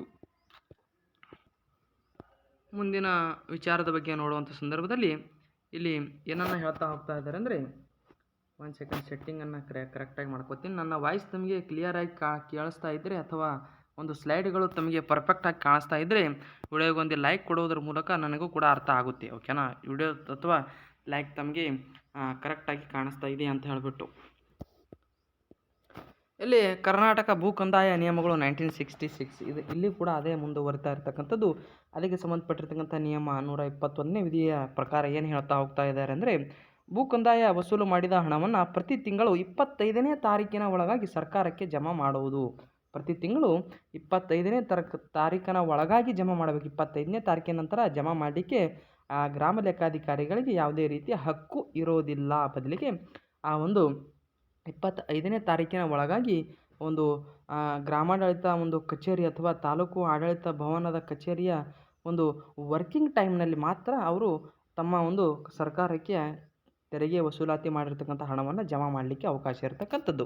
ಇನ್ನು 122ನೇ ವಿಧಿ ಏನಂತ ಹೇಳ್ತಾ ಹೋಗ್ತಾ ಇದೆ ಅಂದರೆ, ಸುಸ್ತಿದಾರನ ಚಾರಾಸ್ತಿ ಜಪ್ತಿ ಮಾಡುವುದು. ಸುಸ್ತಿದಾರನ ಚಾರಾಸ್ತಿ ಅಂದರೆ ಇಲ್ಲಿ ಅವನು ಹೊಂದಿರತಕ್ಕಂಥ ಆಸ್ತಿಯನ್ನು ಜಪ್ತಿ ಮಾಡುವಂಥದ್ದು 122ನೇ ವಿಧಿ ಹೇಳಿದರೆ. ಇನ್ನು 131ನೇ ವಿಧಿ ಏನಂತ ಹೇಳ್ತಾ ಹೋಗ್ತಾ ಇದೆ ಅಂದರೆ, ಮೂಲ ದಾಖಲೆಗಳ ದೃಢೀಕೃತ ನಕಲನ್ನು ನೀಡುವುದು. ಮೂಲ ದಾಖಲೆ ಅಂದರೆ ನಿಜವಾಗಿರ್ತಕ್ಕಂತಹ ಮತ್ತು ಒರಿಜಿನಲ್ ಆಗಿರ್ತಕ್ಕಂತಹ ಒಂದು ದಾಖಲಾತಿಯ ಒಂದು ಪ್ರಮಾಣ ಪತ್ರಗಳು ಏನಿರ್ತಾ ಹೋಗ್ತವೆ, ಆ ಒಂದು ದಾಖಲಾತಿ ಪ್ರಮಾಣ ಪತ್ರಗಳ ದೃಢೀಕೃತ ಅಂದರೆ ಕಂಪ್ಲೀಟಾಗಿ ಸಹಿಯನ್ನು ಮಂಜೂರಾತಿ ಅಥವಾ ಮೋಜಣಿಯನ್ನು ಪಡೆದುಕೊಂಡಿರ್ತಕ್ಕಂತಹ ಒಂದು ನಕಲನ್ನು ಸಂಬಂಧಪಟ್ಟವರಿಗೆ ನೀಡಬೇಕು, ಅವಶ್ಯಕ ಇದ್ದರೆ ಮಾತ್ರ. ಓಕೆನಾ. ಇನ್ನು ನಿಯಮ 141ರ ಪ್ರಕಾರ ಗೇಣಿ ಮತ್ತು ಪಹಣಿ ಪತ್ರಿಕೆ ಹಾಗೂ ಹಕ್ಕು ದಾಖಲೆ ರಿಜಿಸ್ಟರ್ ಸಾರ್ವಜನಿಕರಿಗೆ ಅವರ ಬೇಡಿಕೆಯಂತೆ ಕಚೇರಿಯ ಅವಧಿಯಲ್ಲಿ ನೋಡಲು ಅವಕಾಶವನ್ನು ನೀಡಬೇಕು. ಹಾಗಾಗಿ ಜನಸಾಮಾನ್ಯರಿಗೆ ಇಲ್ಲಿ ಅತ್ಯಂತ ಒಂದು ನೈತಿಕತೆಯ ರೀತಿಯಲ್ಲಿ ಅವರನ್ನು ನಡೆಸಿಕೊಳ್ಳಬೇಕು ಅಂತಕ್ಕಂಥದ್ದನ್ನು ಹೇಳ್ತಾ ಹೋಗ್ತಾರೆ. ಜೊತೆಗೆ 145ನೇ ವಿಧಿಯ ಪ್ರಕಾರ ಪ್ರತ್ಯೇಕ ಖಾತಾ ಹಾಗೂ ಖಿರ್ದಿಯನ್ನು ನಮೂನೆ 24 ಮತ್ತು 25ರಂತೆ ನಿರ್ವಹಿಸುವುದು. ಪ್ರತ್ಯೇಕ ಖಾತಾ ಅಂದರೆ ಈಗ ಹೊಲ ಅಥವಾ ಗದ್ದೆಗಳಿಗೆ ಸಂಬಂಧಪಟ್ಟ ಹಾಗೆ ಆ ಖಾತಾ ನಂಬರ್ ಅಂತಕ್ಕಂಥದ್ದು 3ರಿಂದ 4 ಡಿಜಿಟ್ವರೆಗೆ ಇರುತ್ತೆ. ಖಾತಾ ನಂಬರ್ ಅಂತಕ್ಕಂಥ ಆ ಖಾತೆಯನ್ನು ಪ್ರತಿಯೊಂದು ಗ್ರಾಮದಲ್ಲಿ ಸುಮಾರು 900ರಿಂದ 1,000 ಖಾತೆಗಳು ಇರಬಹುದು. 900ರಿಂದ 1,000ಕ್ಕೂ ಅಧಿಕ ಖಾತೆಗಳು ಇರಬಹುದು. ಆ ಎಲ್ಲ ಖಾತೆಗಳನ್ನು ಅಥವಾ ಆ ಕಿರ್ದಿಗಳಂದರೆ ಪಹಣಿ ಮತ್ತು ರಿಜಿಸ್ಟ್ರೇಷನ್ ಆಗಿರ್ತಕ್ಕಂಥ ಎಲ್ಲ ದಾಖಲೆಗಳನ್ನು 24 ಮತ್ತು 25ನೇ ವಿಧಿಯಂತೆ ಅವುಗಳನ್ನು ಸಪ್ರೇಟಾಗಿ ನಿರ್ವಹಿಸಬೇಕು ಮತ್ತು ಅದಕ್ಕೆ ಸಂಬಂಧಪಟ್ಟಿರ್ತಕ್ಕಂಥ ಯಾವುದೇ ಗೊಂದಲಗಳಿದ್ದರೂ ಕೂಡ ಅದನ್ನು ನಿವಾರಿಸುವಂತಹ ಒಂದು ಸಂದರ್ಭದಲ್ಲಿ ಅದನ್ನು ಡೈರೆಕ್ಟಾಗಿ ಯಾವುದೇ ಒಂದು ಹುಡುಕಾಟ ಇಲ್ಲದೆ ಇರುವಂತಹ ತಮ್ಮ ಫೈಲುಗಳ ಒಂದು ಕೊಂಡಿಯಿಂದ ಇರುವಂತಹ ತಮ್ಮ ಫೈಲ್ಗಳ ಒಂದು ರಾಶಿಯಿಂದ ಆರಾಮಾಗಿ ಅವರು ತೆಗೆದುಕೊಳ್ಳಲಿಕ್ಕೆ ಸಾಧ್ಯ ಆಗಿರ್ಬೇಕು. ಆ ರೀತಿ ಒಂದು ಜೋಡಣಾ ಕ್ರಮವು ಕೂಡ ಅಲ್ಲಿ ಅವರಿಗೆ ಭಾಳಷ್ಟು ಇಂಪಾರ್ಟೆಂಟ್ ಆಗಿರುತ್ತೆ. ಎಲ್ಲೋ ಇಟ್ಬಿಟ್ಟು ಎಲ್ಲೋ ಹುಡುಕಾದರೆ ಅದು ಹೇಗೆ ಸಿಗುತ್ತೆ, ಓಕೆನಾ?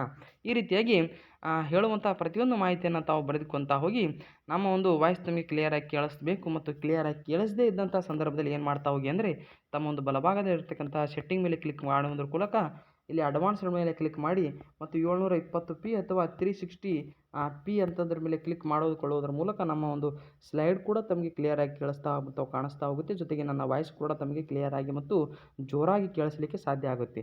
ವಾಯ್ಸನ್ನು ಕೂಡ ತಮಗೆ ಏನಾದರೂ ಕಡಿಮೆ ಅಥವಾ ಹೆಚ್ಚಾಗಿ ಅಥವಾ ಸ್ಪೀಡ್ ಏನಾದರೂ ಕಾಣಿಸ್ತಾ ಇದ್ದರೆ ಸ್ಪೀಡಿಗೂ ಕೂಡ ಸ್ಪೀಡ್ ಮೇಲೆ ಕ್ಲಿಕ್ ಮಾಡಿಬಿಟ್ಟು ಸೆಟ್ಟಿಂಗ್ ಮೇಲೆ ಹೋಗಿ ಸ್ಪೀಡ್ ಮೇಲೆ ಕ್ಲಿಕ್ ಮಾಡಿಬಿಟ್ಟು ಹೆಚ್ಚು ಬೇಕಂದರೆ ಹೆಚ್ಚು ಸ್ಪೀಡು, ಕಡಿಮೆ ಬೇಕಂದರೆ ಕಡಿಮೆ, ಒಟ್ಟಿನಲ್ಲಿ ತಮಗೆ ಅನುಕೂಲ ಬಂದಂಥ ರೀತಿಯಲ್ಲಿ ತಮಗೆ ಕ್ಲಾಸನ್ನು ಕೇಳಲಿಕ್ಕೆ ಸಾಧ್ಯ ಆಗಿರಬೇಕು. ಯಾಕಂದರೆ ಈ ಕ್ಲಾಸ್ ನಾವು ಇವಾಗ ಹೇಳ್ತಾ ಇದೆ ಅಂದರೆ ಕರ್ನಾಟಕದಲ್ಲಿ ಯಾರೂ ಇನ್ನೂವರೆಗೂ ಹೇಳೇ ಇಲ್ಲ ಅಂತಲೇ ಅರ್ಥ. ಯಾಕಂದರೆ ಈಗ ನಾನು ಆರಂಭದ ಒಂದು ಇಂಟ್ರೊಡಕ್ಷನ್ ಕ್ಲಾಸ್ನಲ್ಲಿ ತಮಗೆ ಹೇಳಿದ ಹಾಗೆ ಕರ್ನಾಟಕದಲ್ಲಿ ಪ್ರಪ್ರಥಮ ಬಾರಿಗೆ ಈ ಒಂದು ತರಗತಿಯನ್ನು ಹೇಳ್ತಾ ಇರತಕ್ಕಂಥದ್ದು ನಮ್ಮ ಆಲ್ ಕಾಂಪಿಟೇಟಿವ್ ಎಕ್ಸಾಮ್ಸ್ 9686ನ ಟೀಮ್ ಮಾತ್ರ. ಈ ಒಂದು ಟೀಮ್ ಯಾರು ಒಂದು ಕರ್ನಾಟಕದಲ್ಲಿ ಯಾರು ಮಾಡದೇ ಇರತಕ್ಕಂಥ ಕೆಲಸವನ್ನು ಮಾಡ್ತಾ ಇರ್ತಕ್ಕಂಥದ್ದು ನಮ್ಮ ಒಂದು ಟೀಮ್ನ ವಿಶೇಷ ಅಂತಕ್ಕಂಥದ್ದು. ಇನ್ನು ಕರ್ನಾಟಕ ಭೂ ಕಂದಾಯ ನಿಯಮ 1966ನ ಒಂದು ಕೊನೆಯ ಒಂದು ಕಲಂ 147ರಲ್ಲಿ ಏನು ಹೇಳ್ತಾ ಹೋಗ್ತಾ ಇದ್ದಾರೆ ಅಂದರೆ ಗ್ರಾಮಗಳಲ್ಲಿ ಮೇಲಾಧಿಕಾರಿಯವರು ಕೈಗೊಂಡು ಬಾಕಿ ಉಳಿದ ಕಟಾವು ಪ್ರಯೋಗಗಳನ್ನು ಕೈಗೊಳ್ಳಬೇಕಂತಾರೆ. ಅಂದರೆ ಕಟಾವು ಬೆಳೆ ಅಂದರೆ ಬೆಳೆ ಸಮೀಕ್ಷೆ ಅಂತಕ್ಕಂಥದ್ದನ್ನು ಕೈಗೊಳ್ತಾರೆ. ಪ್ರತಿಯೊಂದು ಗ್ರಾಮದಲ್ಲಿಯೂ ಕೂಡ ಒಬ್ಬ PR ನೇಮಕ ಮಾಡಿಬಿಟ್ಟು ಆ PRಗಳ ಒಂದು ಮೊಬೈಲ್ ಸಾಧನದಿಂದ ಅಥವಾ ಒಂದು ಸಂಬಂಧಪಟ್ಟಿರ್ತಕ್ಕಂತಹ ಒಂದು GPS ಒಂದು ಆಧಾರದ ಮೇಲೆ ಎಲ್ಲ ಒಂದು ಗ್ರಾಮದ ಒಂದು ಬೆಳೆ ಕಟಾವಾಗಿದ್ದು ಅಥವಾ ಬೆಳೆ ಬೆಳೆದಿದ್ದು, ಬೆಳೆ ಕಟಾವಿಗೆ ಬಂದಿದ್ದು, ಬೆಳೆ ಕಟಾವು ಆಗಿದ್ದು, ಬೆಳೆ ಹಾನಿಯಾಗಿದ್ದು, ಬೆಳೆ ಒಂದು ವೇಳೆ ಏನಾಗಿದೆ ಅಂದರೆ ಬದಲಾಯಿಸಿದ್ದು ಅಥವಾ ಬೆಳೆಯೇ ಬೆಳೆದೇ ಇರತಕ್ಕಂಥ ಒಂದು ಸಂದರ್ಭದಲ್ಲಿ ಹೊಲವು ಅಥವಾ ಗದ್ದೆಯು ಖಾಲಿ ಉಳಿದಿದ್ದು ಎಲ್ಲ ವಿಚಾರಗಳನ್ನು ಒಂದು ಸರ್ವೆ ಮಾಡುವುದರ ಮೂಲಕ ಅದನ್ನು ಅತ್ಯಂತ ಸುಸಂಬದ್ಧವಾಗಿ ಅದನ್ನು ನಿರ್ವಹಣೆ ಮಾಡುವಂಥ ಕೆಲಸ ಗ್ರಾಮ ಲೆಕ್ಕಾಧಿಕಾರಿಗಳ ಆಗಿರತಕ್ಕಂಥದ್ದು. ಇನ್ನು ಮುಂದಿನ ಒಂದು ವಿಧಿ ಅಥವಾ ಮುಂದಿನ ಒಂದು ವಿಚಾರಕ್ಕೆ ನಾವು ಬರುವಂಥ ಸಂದರ್ಭದಲ್ಲಿ ಇಲ್ಲಿ ಏನೇನು ಹೇಳ್ತಾ ಹೋಗ್ತಾ ಇದ್ದಾರೆ ಅಂದರೆ ಜನನ ಮರಣ ನೋಂದಣಿ ಅಧಿನಿಯಮ. ಇವಾಗ ಗ್ರಾಮ ಲೆಕ್ಕಾಧಿಕಾರಿಗಳವರೇ ತಮಗೆ ಗೊತ್ತಿರುವ ಹಾಗೆ ಈಗಾಗಲೇ ಡೆತ್ ಆ್ಯಂಡ್ ಬರ್ತ್ ಸರ್ಟಿಫಿಕೇಟ್ಗಳ ಒಂದು ಕೊಡುವಂಥದ್ದು ಗ್ರಾಮ ಲೆಕ್ಕಾಧಿಕಾರಿಗಳ ಒಂದು ಡಿಜಿಟಲ್ ಸ್ಕ್ಯಾನಡ್ ಸೈನಿಂಗ್ ಆದ ನಂತರ ಮಾತ್ರ. ಡಿಜಿಟಲ್ ಸ್ಕ್ಯಾನಿಂಗ್ ಸೈನ್ ಆದ ಮೇಲೆ ಆ ಒಂದು ಜನನ ಮತ್ತು ಮರಣ ಅಂದರೆ ಬರ್ತ್ ಆ್ಯಂಡ್ ಡೆತ್ ಸರ್ಟಿಫಿಕೇಟ್ಗಳು ರೆಡಿ ಆಗ್ತಾ ಇರ್ತಕ್ಕಂಥದ್ದು. ಅದು 1969ರ ಒಂದು ಅಧಿನಿಯಮದ ಪ್ರಕಾರ. ಇಲ್ಲಿ 6ನೇ ವಿಧಿ ಏನಂತ ಹೇಳ್ತಾ ಹೋಗ್ತಾ ಇದೆ ಅಂದರೆ ಗ್ರಾಮ ಮಟ್ಟದಲ್ಲಿ ಗ್ರಾಮ ಲೆಕ್ಕಿಗರು ಪ್ರಾಥಮಿಕ ನೋಂದಣಿ ಅಧಿಕಾರಿ ಆಗಿರ್ತಕ್ಕಂಥದ್ದು. ಪ್ರಾಥಮಿಕ ನೋಂದಣಿಯನ್ನು ಮಾಡಿಬಿಟ್ಟು ಅದಕ್ಕೆ ಸಂಬಂಧಪಟ್ಟಿರ್ತಕ್ಕಂಥ ಕೆಲವೊಂದು ಅಚ್ಚಿನ ಅಂದರೆ ಕಂಪ್ಯೂಟರ್ನ ಸಹಾಯದಿಂದ ಬರೆದಿರ್ತಕ್ಕಂಥ ಅಚ್ಚಿನ ರೂಪದ ಅಥವಾ ಬರವಣಿಗೆ ರೂಪದ ಒಂದು ಫಾರ್ಮನ್ನು ರೆಡಿ ಮಾಡುವಂಥ ಕೆಲಸ ಪ್ರಾಥಮಿಕ ನೋಂದಣಿ ಅಧಿಕಾರಿಯಾಗಿರುವಂಥ ಗ್ರಾಮ ಲೆಕ್ಕಾಧಿಕಾರಿ ಅವ್ರದ್ದು ಆಗಿರ್ತಕ್ಕಂಥದ್ದು. ಇನ್ನು ಅಲ್ಲದೆ ಗ್ರಾಮ ಲೆಕ್ಕಾಧಿಕಾರಿಯವರು ಇನ್ನಿತರ ಕಾನೂನುಗಳಡಿಯೂ ಕೂಡ ಸಹ ಕರ್ತವ್ಯವನ್ನು ನಿರ್ವಹಿಸ್ತಾ ಹೋಗ್ತಾರೆ. ಅವೇನೆಲ್ಲ ಒಂದು ಇನ್ನಿತರ ಇವುಗಳನ್ನು ಹೊರತುಪಡಿಸಿ ಇವು ಶಾಸನಬದ್ಧವಾಗಿರುವಂತಹ ಮತ್ತು ಕಾನೂನುಬದ್ಧವಾಗಿರುವಂತಹ ಒಂದು ಕೆಲಸ ಕಾರ್ಯಗಳನ್ನು ಹೊರತುಪಡಿಸಿದಾಗಿಯೂ ಕೂಡ ಗ್ರಾಮ ಲೆಕ್ಕಾಧಿಕಾರಿಗಳು ಇನ್ನೂ ಅನೇಕ ಹಲವು ಕಾರ್ಯಚಟುವಟಿಕೆಗಳನ್ನು ಕೈಗೊಳ್ತಾರೆ. ಅವು ಏನೇನು ಇದ್ದಾವೆ ಅಂತಕ್ಕಂಥದ್ದನ್ನು ಕಂಪ್ಲೀಟಾಗಿ ನೋಡ್ತಾ ಹೋಗೋಣ, ಓಕೆನಾ? ನನ್ನ ಒಂದು ವಾಯ್ಸ್ ತಮಗೆ ಕ್ಲಿಯರಾಗಿ ಕೇಳಿಸ್ತಾ ಇದ್ದರೆ ಒಂದು ಲೈಕ್ ಮಾಡಿ, ಶೇರ್ ಮಾಡಿ, ಸಬ್ಸ್ಕ್ರೈಬ್ ಮಾಡಿ ಅಂತ ಹೇಳ್ತಾ ಈ ಒಂದು ಕ್ಲಾಸ್ ಬಹುಶಃ ಕರ್ನಾಟಕದ ಯಾವುದೇ ಒಂದು ಪೇಡ್ ಕ್ಲಾಸ್ನಲ್ಲಿಯೂ ಮತ್ತು ಯಾವುದೇ ಒಂದು ಯೂಟ್ಯೂಬ್ ಚಾನಲ್ನಲ್ಲಿಯೂ ಕೂಡ ತಮಗೆ ಸಿಗೋದಿಲ್ಲ, ಓಕೆನಾ? ಯಾಕಂದರೆ ಇದೊಂದು ಯೂನಿಕ್ ಆಗಿರುವಂಥದ್ದು ಮತ್ತು ಯಾವುದೇ ಒಂದು ಚಾನಲ್ ಆಗಿರ್ಬೋದು ಅಥವಾ ಪೇಡ್ ಕ್ಲಾಸಸ್ನಲ್ಲಿ ಹೇಳದೇ ಇರತಕ್ಕಂಥ ವಿಚಾರ ಹೇಳ್ತಾ ಇರ್ತಕ್ಕಂಥದ್ದು ಕರ್ನಾಟಕದಲ್ಲಿ ನಮ್ಮ ಒಂದು ಆಲ್ ಕಾಂಪಿಟೇಟಿವ್ ಎಕ್ಸಾಮ್ಸ್ 9686ನ ಟೀಮ್ ಮಾತ್ರ, ಓಕೆನಾ? ಇಲ್ಲಿ ಗ್ರಾಮ ಲೆಕ್ಕಾಧಿಕಾರಿಯವರ ಇನ್ನಿತರ ಕಾನೂನುಗಳಡಿಯೂ ಸಹ ಕೆಲಸವನ್ನು ನಿರ್ವಹಣೆ ಮಾಡ್ತಾರೆ. ಯಾವ್ಯಾವ ಒಂದು ಕೆಲಸಗಳಿದ್ದಾವೆ ಅಂತಕ್ಕಂಥದ್ದನ್ನ ನಾನು ನಿಮಗೆ ಹೇಳ್ತಾ ಹೋಗ್ತೀನಿ. ಇಲ್ಲಿ ಒಂದನೇ ಒಂದು ಇತರೆ ಕೆಲಸಗಳು ಯಾವ್ಯಾವ ಇದ್ದಾವೆ ಅಂದರೆ, ಕರ್ನಾಟಕ ಭೂ ಸುಧಾರಣೆ ಕಾಯ್ದೆ 1961 ಮತ್ತು 74ರ ಒಂದು ಅನ್ವಯ ಅವರು ಏನೆಲ್ಲ ಕೆಲಸಗಳನ್ನು ಮಾಡ್ತಾರೆ ಅಂದರೆ, ಬಹಳಷ್ಟು ಕೆಲಸಗಳನ್ನು ಮಾಡ್ತಾ ಹೋಗ್ತಾರೆ. ಇಲ್ಲಿ ಎರಡನೇ ಒಂದು ಕೆಲಸ ಏನಿದೆ ಅಂದರೆ, ಅವ್ರದ್ದು ಕರ್ನಾಟಕ ಪರಿಶಿಷ್ಟ ಜಾತಿ ಅಂದರೆ SC, ಪರಿಶಿಷ್ಟ ಪಂಗಡ ST ಕೆಲವು ಜಮೀನುಗಳ ಪರಭಾರೆ ನಿಷೇಧ ಕಾಯ್ದೆ 1978 PTCL ಆ್ಯಕ್ಟ್ ಅಂತ ನೋಡ್ತಾ ಹೋಗ್ತೀವಿ. PTCL ಆ್ಯಕ್ಟ್ ಈಗಾಗಲೇ ನಮ್ಮ ಸಂವಿಧಾನದ ಒಂದು ಖಂಡಿಕೆಗಳಲ್ಲೂ ಕೂಡ ಬರ್ತಾ ಇರ್ತಕ್ಕಂಥದ್ದು ತಮಗೆ ಈಗಾಗಲೇ ಗೊತ್ತಿರುವಂಥ ವಿಚಾರ. ಈ ರೀತಿಯಾಗಿ 1970 ಆ್ಯಕ್ಟ್ ಯಾವುದಕ್ಕೆ ಸಂಬಂಧಪಟ್ಟಿದೆ ಅಂತಕ್ಕಂಥದ್ದನ್ನು ತಮಗೆ ಪ್ರಶ್ನೆ ಆಗುವ ಸಾಧ್ಯತೆ ಇದೆ. ಕರ್ನಾಟಕ ಪರಿಶಿಷ್ಟ ಜಾತಿ ಪರಿಶಿಷ್ಟ ಪಂಗಡ ಅಂದರೆ SC STಗಳ ಒಂದು ಕಾಯ್ದೆ ಅಂತಲೇ ಹೇಳ್ಬೋದು. SC STಗಳ ಕಾಯ್ದೆ ಯಾವುದಿದೆ ಅಂದರೆ 1978ರ PTCL ಆ್ಯಕ್ಟ್ ಅಂತ ಕೂಡ ಇದಕ್ಕೆ ಕರಿತಾ ಹೋಗ್ತಾರೆ ಇಂಗ್ಲೀಷ್ನಲ್ಲಿ. ಕೆಲವು ಜಮೀನುಗಳ ಪರಭಾರೆ ನಿಷೇಧಕ್ಕೆ ಸಂಬಂಧಪಟ್ಟಿರ್ತಕ್ಕಂಥ SC ST ಒಂದು ಕಾಯ್ದೆ ಈ 1978 1978ನ ಒಂದು ಕಾಯ್ದೆ. ಇನ್ನು ಮುಂದಿನ ಮೂರನೇ ಕೆಲಸ ಏನು ಮಾಡ್ತಾ ಹೋಗ್ತಾರೆ ಅಂದರೆ, ಗ್ರಾಮ ಲೆಕ್ಕಾಧಿಕಾರಿಗಳು ಕರ್ನಾಟಕ ಜನನ ಮತ್ತು ಮರಣ ನೋಂದಣಿ ಕಾಯ್ದೆ 1969. ಈಗಾಗಲೇ ನಾನು ಹೇಳಿದ ಹಾಗೆ ಡೆತ್ ಆ್ಯಂಡ್ ಬರ್ತ್ ಸರ್ಟಿಫಿಕೇಟ್ಗಳನ್ನು ಒಂದು ಡಿಜಿಟಲ್ ಸ್ಕ್ಯಾನಿಂಗ್ ಸೈನ್ನ ಮುಖಾಂತರ ರೆಡಿ ಮಾಡುವಂತಹವರು ಯಾರಂದರೆ, ಅವರು ನಮ್ಮ ಗ್ರಾಮ ಲೆಕ್ಕಾಧಿಕಾರಿಗಳು. 1969ರ ಕಾಯ್ದೆ ಅನ್ವಯ ಅವರಿಗೆ ಈ ಹಕ್ಕು ಮತ್ತು ಅಧಿಕಾರವನ್ನು ಕೊಟ್ಟಿರ್ತಕ್ಕಂಥದ್ದು. ಇನ್ನು ನಾಲ್ಕನೇ ಕೆಲಸ ಏನು ಮಾಡ್ತಾರೆ ಅಂದರೆ, ಕರ್ನಾಟಕ ಜಾನುವಾರು ಬೇನೆಗಳ ನಿಯಂತ್ರಣ ನಿಯಮಾವಳಿಯನ್ನು 1967ರ ಒಂದು ಕಾಯ್ದೆ ಅನ್ವಯ ಮಾಡ್ತಾ ಹೋಗ್ತಾರೆ. ಅಂದರೆ ಜಾನುವಾರುಗಳಿಗೆ ಏನಾದರೂ ವಿಶೇಷವಾಗಿರುವಂಥ ರೋಗಗಳಾಗಿರ್ಬೋದು, ರುಜಿನಗಳಾಗಿರ್ಬೋದು ಬಂದಂಥ ಸಂದರ್ಭದಲ್ಲಿ ಅದನ್ನು ನಿರ್ವಹಣೆ ಮತ್ತು ಅದನ್ನು ಅತ್ಯಂತ ಸುಸಂಬಂಧವಾಗಿ ಮಾಡುವಂಥ ಕೆಲಸವನ್ನು ಗ್ರಾಮ ಲೆಕ್ಕಾಧಿಕಾರಿಗಳು ಆ ಸಂದರ್ಭದಲ್ಲಿ ಅದಕ್ಕೆ ಸಂಬಂಧಪಟ್ಟಿರ್ತಕ್ಕಂತಹ ಅಧಿಕಾರಿಗಳ ಒಂದು ಜೊತೆಯಲ್ಲಿ ಚರ್ಚೆ ಮಾಡುವುದರ ಮೂಲಕ ಅದನ್ನು ನಿವಾರಣೆ ಮಾಡುವಂಥ ಕೆಲಸವನ್ನು ಗ್ರಾಮ ಲೆಕ್ಕಾಧಿಕಾರಿಗಳು ಮಾಡ್ತಾ ಹೋಗ್ತಾರೆ. ಇನ್ನು ಐದನೇ ಇನ್ನಿತರ ಕೆಲಸವನ್ನು ಏನು ಮಾಡ್ತಾ ಹೋಗ್ತಾರೆ ಅಂದರೆ, ಕರ್ನಾಟಕದ ಕೃಷಿ ಕೀಟಾಣು ಮತ್ತು ರೋಗಗಳ ಅಧಿನಿಯಮದಲ್ಲೂ ಕೂಡ ಇವರು ಕೆಲಸವನ್ನು ಮಾಡ್ತಾ ಹೋಗ್ತಾರೆ. ಯಾವುದೇ ರೀತಿಯ ಕೃಷಿಗೆ ಒಂದು ಕೀಟಾಣುಗಳು ಬಾಧೆ ಬಂದಂಥ ಸಂದರ್ಭದಲ್ಲಿ ಅವುಗಳನ್ನು ನಿರ್ವಹಣೆ ಮಾಡುವಂಥ ಸಂದರ್ಭದಲ್ಲಿ ಗ್ರಾಮ ಲೆಕ್ಕಾಧಿಕಾರಿಗಳವರ ಒಂದು ಸಲಹೆಯನ್ನು ಪಡೆದುಕೊಳ್ಳುವಂತಹ ಒಂದು ಅಧಿಕಾರ ಯಾರಿಗಿದೆ ಅಂದರೆ, ಆಯಾ ಗ್ರಾಮದ ಜನರಿಗೆ ಇರತಕ್ಕಂಥದ್ದು. ಇನ್ನು ಮುಂದಿನ ಕೆಲಸ ಕರ್ನಾಟಕ ಅಬಕಾರಿ ಕಾಯ್ದೆಗಳು 1960 ಮತ್ತು 65ರಲ್ಲಿಯೂ ಕೂಡ ಇವರು ಕೆಲಸವನ್ನು ಮಾಡ್ತಾ ಹೋಗ್ತಾರೆ. ಇನ್ನು ಏಳನೇ ಕೆಲಸ ಏನು ಮಾಡ್ತಾ ಹೋಗ್ತಾ ಇದ್ದಾರೆ ಅಂದರೆ ಡೈರೆಕ್ಟಾಗಿ ನಿಮಗೆ ಇಲ್ಲಿ ಐದನೇ ಕೆಲಸ ಏನು ಮಾಡ್ತಾರೆ, ಆರನೇ ಕೆಲಸ ಏನು ಮಾಡ್ತಾರೆ ಅಂತ ಪ್ರಶ್ನೆ ಕೇಳೋದಿಲ್ಲ. ವಿಷಯ ವಸ್ತುವಿನ ಆಧಾರಿತವಾಗಿ ಕೆಲಸವನ್ನು ಕೇಳ್ತಾ ಹೋಗ್ತಾರೆ. ಕರ್ನಾಟಕ ಜನನ ಮತ್ತು ಮರಣ ನೋಂದಣಿ ಕಾಯ್ದೆ ಎಷ್ಟರಲ್ಲಿ ಜಾರಿಗೆ ಬಂತು ಅಂತ, ಅಥವಾ ಯಾವ ಒಂದು ಕಾಯ್ದೆ ಮೂಲಕ ಜನನ ಮತ್ತು ಮರಣ ನೋಂದಣಿ ಕಾಯ್ದೆಯನ್ನು ಮಾಡ್ತಾ ಹೋಗ್ತಾರೆ ಅಂತ ಕೇಳ್ಬೋದು. ಅದು ಬಿಟ್ಟು ಮೂರನೇ ಒಂದು ಕೆಲಸ ಏನು ಮಾಡ್ತಾರೆ ಅಂತ ಕೇಳೋದಿಲ್ಲ. ಓಕೆನಾ, ನಾನು ಇಲ್ಲಿ ನಿಮಗೆ ಅರ್ಥವಾಗುವ ರೀತಿಯಲ್ಲಿ ಹೇಳ್ತಾ ಇರೋದರಿಂದ ಅಥವಾ ಒಂದು ಪಾಯಿಂಟ್ಸ್ಗಳ ಒಂದು ರೂಪದಲ್ಲಿ ಹೇಳ್ತಾ ಇರೋದರಿಂದ ಐದನೇ ಕೆಲಸ, ಆರನೇ ಕೆಲಸ, ಏಳನೇ ಕೆಲಸ ಅಂತ ಹೇಳ್ತಾ ಇರ್ತಕ್ಕಂಥದ್ದು. ಓಕೆನಾ, ಇದು ತಮಗೆ ಗೊತ್ತಿರಲಿ. ಇಲ್ಲಿ ಜೀತದಾಳು ಪುನರ್ವಸತಿ, ಇನಾಮ್ ರದ್ದತಿ ಹಾಗೂ ಸಾಲ ಪರಿಹಾರ ಕಾಯ್ದೆ ಇತ್ಯಾದಿಗಳು ಅವರು ಮಾಡ್ತಾ ಹೋಗ್ತಾರೆ. ಸರ್ಕಾರದ ಆದೇಶ ಕ್ರಮ RD 7279 BSC 94 ದಿನಾಂಕ 28 ಮಾರ್ಚ್ 1995ರ ನೆದ್ದದರದಲ್ಲಿ ಅಂದರೆ 1995ನೇ ಒಂದು ಇಸವಿಯಲ್ಲಿ ಈ ಮೇಲಿನ ಎಲ್ಲ ಅಂಶಗಳನ್ನು ಪರಿಗಣಿಸಿ ಗ್ರಾಮ ಲೆಕ್ಕಾಧಿಕಾರಿ ನಿರ್ವಹಿಸಬೇಕಾಗಿರುವ ವಿವಿಧ ಕರ್ತವ್ಯಗಳನ್ನು ಕೂಡ ಗೊತ್ತುಪಡಿಸಲಾಗಿದೆ. ಅಂದರೆ ಈಗಾಗಲೇ ನಾವು ಹೇಳಿರ್ತಕ್ಕಂಥ ಒಂದು 7 ಏನು ಕೆಲಸ ಕಾರ್ಯಗಳು ನೋಡ್ತಾ ಹೋಗ್ತೀವಿ, ಇವು ಇತರೆ ಕಾರ್ಯಗಳಲ್ಲಿ ಕೂಡ ಒಂದು ರಿಪಿಟೇಷನನ್ನು ಆಗ್ತಾ ಇರ್ತಕ್ಕಂಥದ್ದು ಮತ್ತು ಇವು ಶಾಸನಬದ್ಧವಾಗಿರುವಂತಹ ಕೆಲಸ ಕಾರ್ಯಗಳು ಕೂಡ ಹೌದು. ಓಕೆನಾ, ಇಲ್ಲಿ ಇತರೆ ಒಂದು ವಿವಿಧ ಕರ್ತವ್ಯಗಳನ್ನು ಗೊತ್ತು ಮಾಡಲಾಗಿದೆ. ಆ ವಿವಿಧ ಕರ್ತವ್ಯಗಳಲ್ಲಿ ನೋಡ್ತಾ ಹೋದಂಥ ಸಂದರ್ಭದಲ್ಲಿ ಗ್ರಾಮ ಲೆಕ್ಕಾಧಿಕಾರಿಗಳು ನಿರ್ವಹಿಸಬೇಕಾಗಿರತಕ್ಕಂಥ ಕಾರ್ಯನಿರ್ವಹಣೆಯ ಕುರಿತು ಸಂಕ್ಷಿಪ್ತ ವಿವರಣೆಯನ್ನು ಈ ಒಂದು ಬುಲೆಟ್ ಪಾಯಿಂಟ್ಸ್ 3ರಲ್ಲಿ ನೋಡ್ತಾ ಹೋಗೋಣ. ಇಲ್ಲಿ ಒಂದನೆಯದಲ್ಲಿ ಏನು ಕೊಟ್ಟಿದ್ದಾರೆ ಅಂದರೆ, ವಹಿಸಿಕೊಟ್ಟ ಗ್ರಾಮ ದಪ್ತರಗಳ ಸಮರ್ಪಕ ನಿರ್ವಹಣೆ. ನಾನು ಈಗಾಗಲೇ ನಿಮಗೆ ಗ್ರಾಮ ದಪ್ತರಗಳ ಅಂತಕ್ಕಂಥ ಒಂದು ವಿಚಾರವನ್ನು ಹೇಳಿದ್ದೆ. ಇಲ್ಲಿ ಗ್ರಾಮ ದಪ್ತರಗಳಂದರೆ ಗ್ರಾಮಕ್ಕೆ ಸಂಬಂಧಪಟ್ಟಿರ್ತಕ್ಕಂಥ ಯಾವುದೇ ಕಾಗದ ಪತ್ರಗಳ ಒಂದು ನಿರ್ವಹಣೆ ಗ್ರಾಮ ದಪ್ತರಗಳ ಸಮರ್ಪಕ ನಿರ್ವಹಣೆ ಅಂತ ಅರ್ಥ. ದಪ್ತರ ಅಂದರೆ ಏನಂತ ನಿಮ್ಗೆ ಗೊತ್ತಾಗಬೇಕಂದ್ರೆ ಒಂದೇ ಒಂದು ಶಬ್ದದಲ್ಲಿ ಹೇಳಬೇಕಂದ್ರೆ, ದಪ್ತರ ಅಂದರೆ ದಾಖಲಾತಿಗಳು, ದಾಖಲಾಪತ್ರಗಳು, ಲೆಕ್ಕಪತ್ರಗಳು ಇಷ್ಟೇ. ಓಕೆನಾ.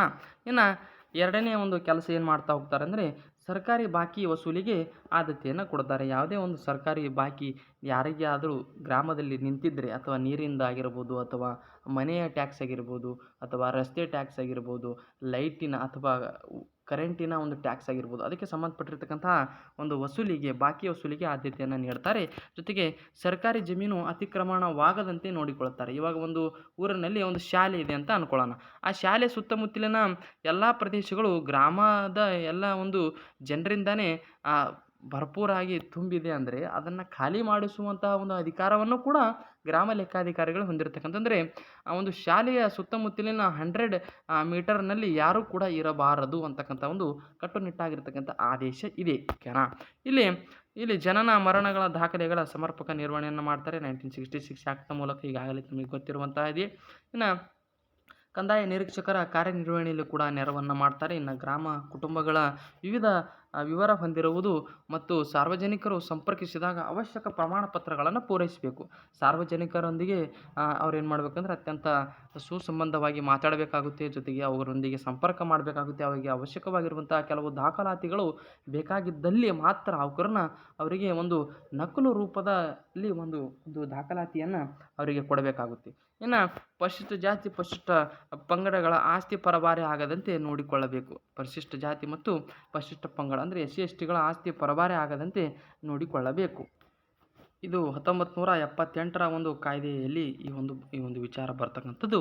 ಇನ್ನು 9ನೇ ಒಂದು ಇನ್ನಿತರ ಕೆಲಸ ಕಾರ್ಯ ಯಾವುದಂದರೆ ಪಡಿತರ ಪೂರೈಕೆ ಸಮರ್ಪಕವಾಗುತ್ತಿರುವ ಬಗ್ಗೆ ಪರಿಶೀಲಿಸಬೇಕು.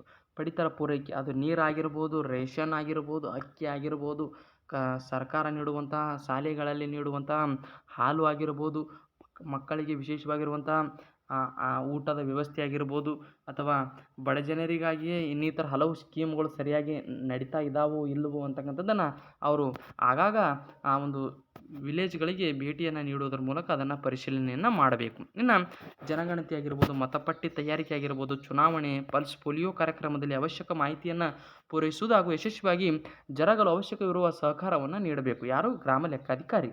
ಇನ್ನು ಮಳೆಯಾದ ಬಗ್ಗೆ ದಿನಂಪ್ರತಿ ಮೇಲಾಧಿಕಾರಿಗಳಿಗೆ ತಮ್ಮ ಒಂದು ಕಂದಾಯ ನಿರೀಕ್ಷಕರಿಗೆ ಅವ್ರು ಏನು ಮಾಡ್ತಾ ಹೋಗ್ಬೇಕಂದ್ರೆ ವರದಿಯನ್ನು ಸಲ್ಲಿಸ್ತಾ ಹೋಗಬೇಕು. ಇನ್ನು ಪ್ರಕೃತಿ ಕೋಪ ಜರುಗಿದಂಥ ಸಂದರ್ಭದಲ್ಲಿ 24 ಗಂಟೆ ಒಳಗಾಗಿ ಅಂದರೆ ಒಂದು ದಿನದ ಒಳಗಾಗಿ ವರದಿ ಸಲ್ಲಿಸಿ ಸಂತ್ರಸ್ತರಿಗೆ ನೆರವು ನೀಡಲು ಅವರು ಕ್ರಮವನ್ನು ಕೈಗೊಳ್ಳಬೇಕು. ಇನ್ನು ಬೇರೆ ಬೇರೆ ಅಧಿಕಾರಿಗಳು ಜರುಗಿಸುವ ಸಮೀಕ್ಷೆಗಳಿಗೆ ಸಂಬಂಧಿಸಿದಂತೆ ಅವಶ್ಯಕ ಮಾಹಿತಿಯನ್ನು ನೀಡಬೇಕು. ಈಗ ಇವರು ಆ ಹೊಲಗಳಲ್ಲಿ ಇರ್ತಕ್ಕಂತಹ ಒಂದು ಜಮೀನಿನ ಒಂದು ಸಮೀಕ್ಷೆ ಮಾಡ್ತಾ ಇದ್ದಾರೆ ಅಂದರೆ ಅದಕ್ಕೆ ಸಹಕರಿಸಬೇಕು. ಊರಿನಲ್ಲಿ ಜನಗಣತಿಯನ್ನು ಮಾಡ್ತಾ ಇದ್ದಾರೆ ಅಂದರೆ ಅದಕ್ಕೆ ಸಮೀಕ್ಷಿಸಬೇಕು. ಊರಿನಲ್ಲಿರ್ತಕ್ಕಂಥ ಜಾನುವಾರುಗಳ ಸಮೀಕ್ಷೆ ಮಾಡ್ತಾ ಇದ್ದಾರೆ ಅಂದರೆ ಅದಕ್ಕೂ ಕೂಡ ಸಮೀಕ್ಷೆ ಮಾಡೋ ಸಂದರ್ಭದಲ್ಲಿ ಗ್ರಾಮ ಲೆಕ್ಕಾಧಿಕಾರಿಗಳು ಸಹಕರಿಸಬೇಕು. ಇನ್ನು ಗ್ರಾಮದಲ್ಲಿರ್ತಕ್ಕಂಥ ಮರಗಿಡಗಳ ಸಂಖ್ಯೆಯನ್ನು ಒಂದು ವೇಳೆ ಎಣಿಸುವಂತಹ ಒಂದು ಅಥವಾ ಒಂದು ದಾಖಲೆಯನ್ನು ಮಾಡುವಂಥ ಒಂದು ಫಾರೆಸ್ಟರ್ ಡಿಪಾರ್ಟ್ಮೆಂಟ್ ಏನಾದರೂ ಬಂದಂಥ ಸಂದರ್ಭದಲ್ಲಿ ಅದಕ್ಕೂ ಕೂಡ ಗ್ರಾಮ ಲೆಕ್ಕಾಧಿಕಾರಿಗಳವರು ಸಮೀಕ್ಷೆ ಮಾಡುವಂಥ ಸಂದರ್ಭದಲ್ಲಿ ಸಹಕರಿಸಬೇಕು. ಊರಿನಲ್ಲಿರ್ತಕ್ಕಂಥ ನಲ್ಲಿ ನೀರುಗಳ ಒಂದು ಸಂಕ್ಷಿಪ್ತ ಒಂದು ವಿವರಣೆಯನ್ನು ಆ ಒಂದು ವಿಶೇಷವಾಗಿರುವಂತಹ SWD ಸೋಷಿಯಲ್ ವೆಲ್ಫೇರ್ ಡಿಪಾರ್ಟ್ಮೆಂಟ್ಗಳಿಗೆ ಒಂದು ಕೇಳಿದಾಗ ಅವರಿಗೆ ಕೂಡ ಒಂದು ಸಹಕರಣೆಯನ್ನು ನೀಡೋದ್ರ ಮೂಲಕ ಮಾಹಿತಿಯನ್ನು ನೀಡಬೇಕು. ಈ ರೀತಿಯಾಗಿ ಹಲವು ಕೆಲಸಗಳನ್ನು ಮಾಡ್ತಾ ಹೋಗ್ತಾರೆ ಯಾರು? ಗ್ರಾಮ ಲೆಕ್ಕಾಧಿಕಾರಿಗಳವರು. ಇನ್ನು ಮುಂದಿನ ಒಂದು ಯಾವ ಒಂದು ಕೆಲಸವನ್ನು ಮಾಡ್ತಾ ಹೋಗ್ತಾರೆ ಅಂದರೆ ನಿರ್ದಿಷ್ಟ ಉದ್ದೇಶಕ್ಕಾಗಿ ಕಾಯ್ದಿರಿಸಲಾದ ಸರ್ಕಾರಿ ಜಮೀನು, ಕೆರೆ ವಗೈರೆ ಬೇರೆ ಉದ್ದೇಶಕ್ಕಾಗಿ ಉಪಯೋಗಿಸುವಾಗದಂತೆ ನೋಡಿಕೊಳ್ಳಬೇಕು. ಇವಾಗ ಸರ್ಕಾರಿ ಜಮೀನು ಮತ್ತು ಕೆರೆ ಬೇರೆ ಒಂದು ಉದ್ದೇಶಕ್ಕಾಗಿ ಏನಾದರೂ ಉಪಯೋಗ ಆಗ್ತಾಯಿದೆ ಅಥವಾ ಕೆಟ್ಟ ಕೆಲಸಕ್ಕೆ ಏನಾದರೂ ಉಪಯೋಗ ಆಗ್ತಾ ಇದೆಯಾ ಅಂತಕ್ಕಂಥದ್ದನ್ನು ಕೂಡ ಅವರು ಒಂದು ಗಮನದಲ್ಲಿ ಇಟ್ಟುಕೊಂಡಿರಬೇಕು. ಮತ್ತು ಮುಂದಿನ ಒಂದು ಕೆಲಸ ಯಾವುದನ್ನು ಮಾಡ್ತಾ ಹೋಗ್ತಾರೆ ಅಂದರೆ ವಿವಿಧ ರಾಷ್ಟ್ರೀಯ ರಾಜ್ಯ ಯೋಜನೆಗಳ ಅಡಿಯಲ್ಲಿ ನೀಡಲಾದ ಅನೇಕ ಕಾರ್ಯನಿರ್ವಹಿಸುವನ್ನು ಆ ಒಂದು ಗ್ರಾಮ ಲೆಕ್ಕಾಧಿಕಾರಿಗಳು ಮಾಡ್ತಾ ಇರ್ತಕ್ಕಂಥದ್ದು.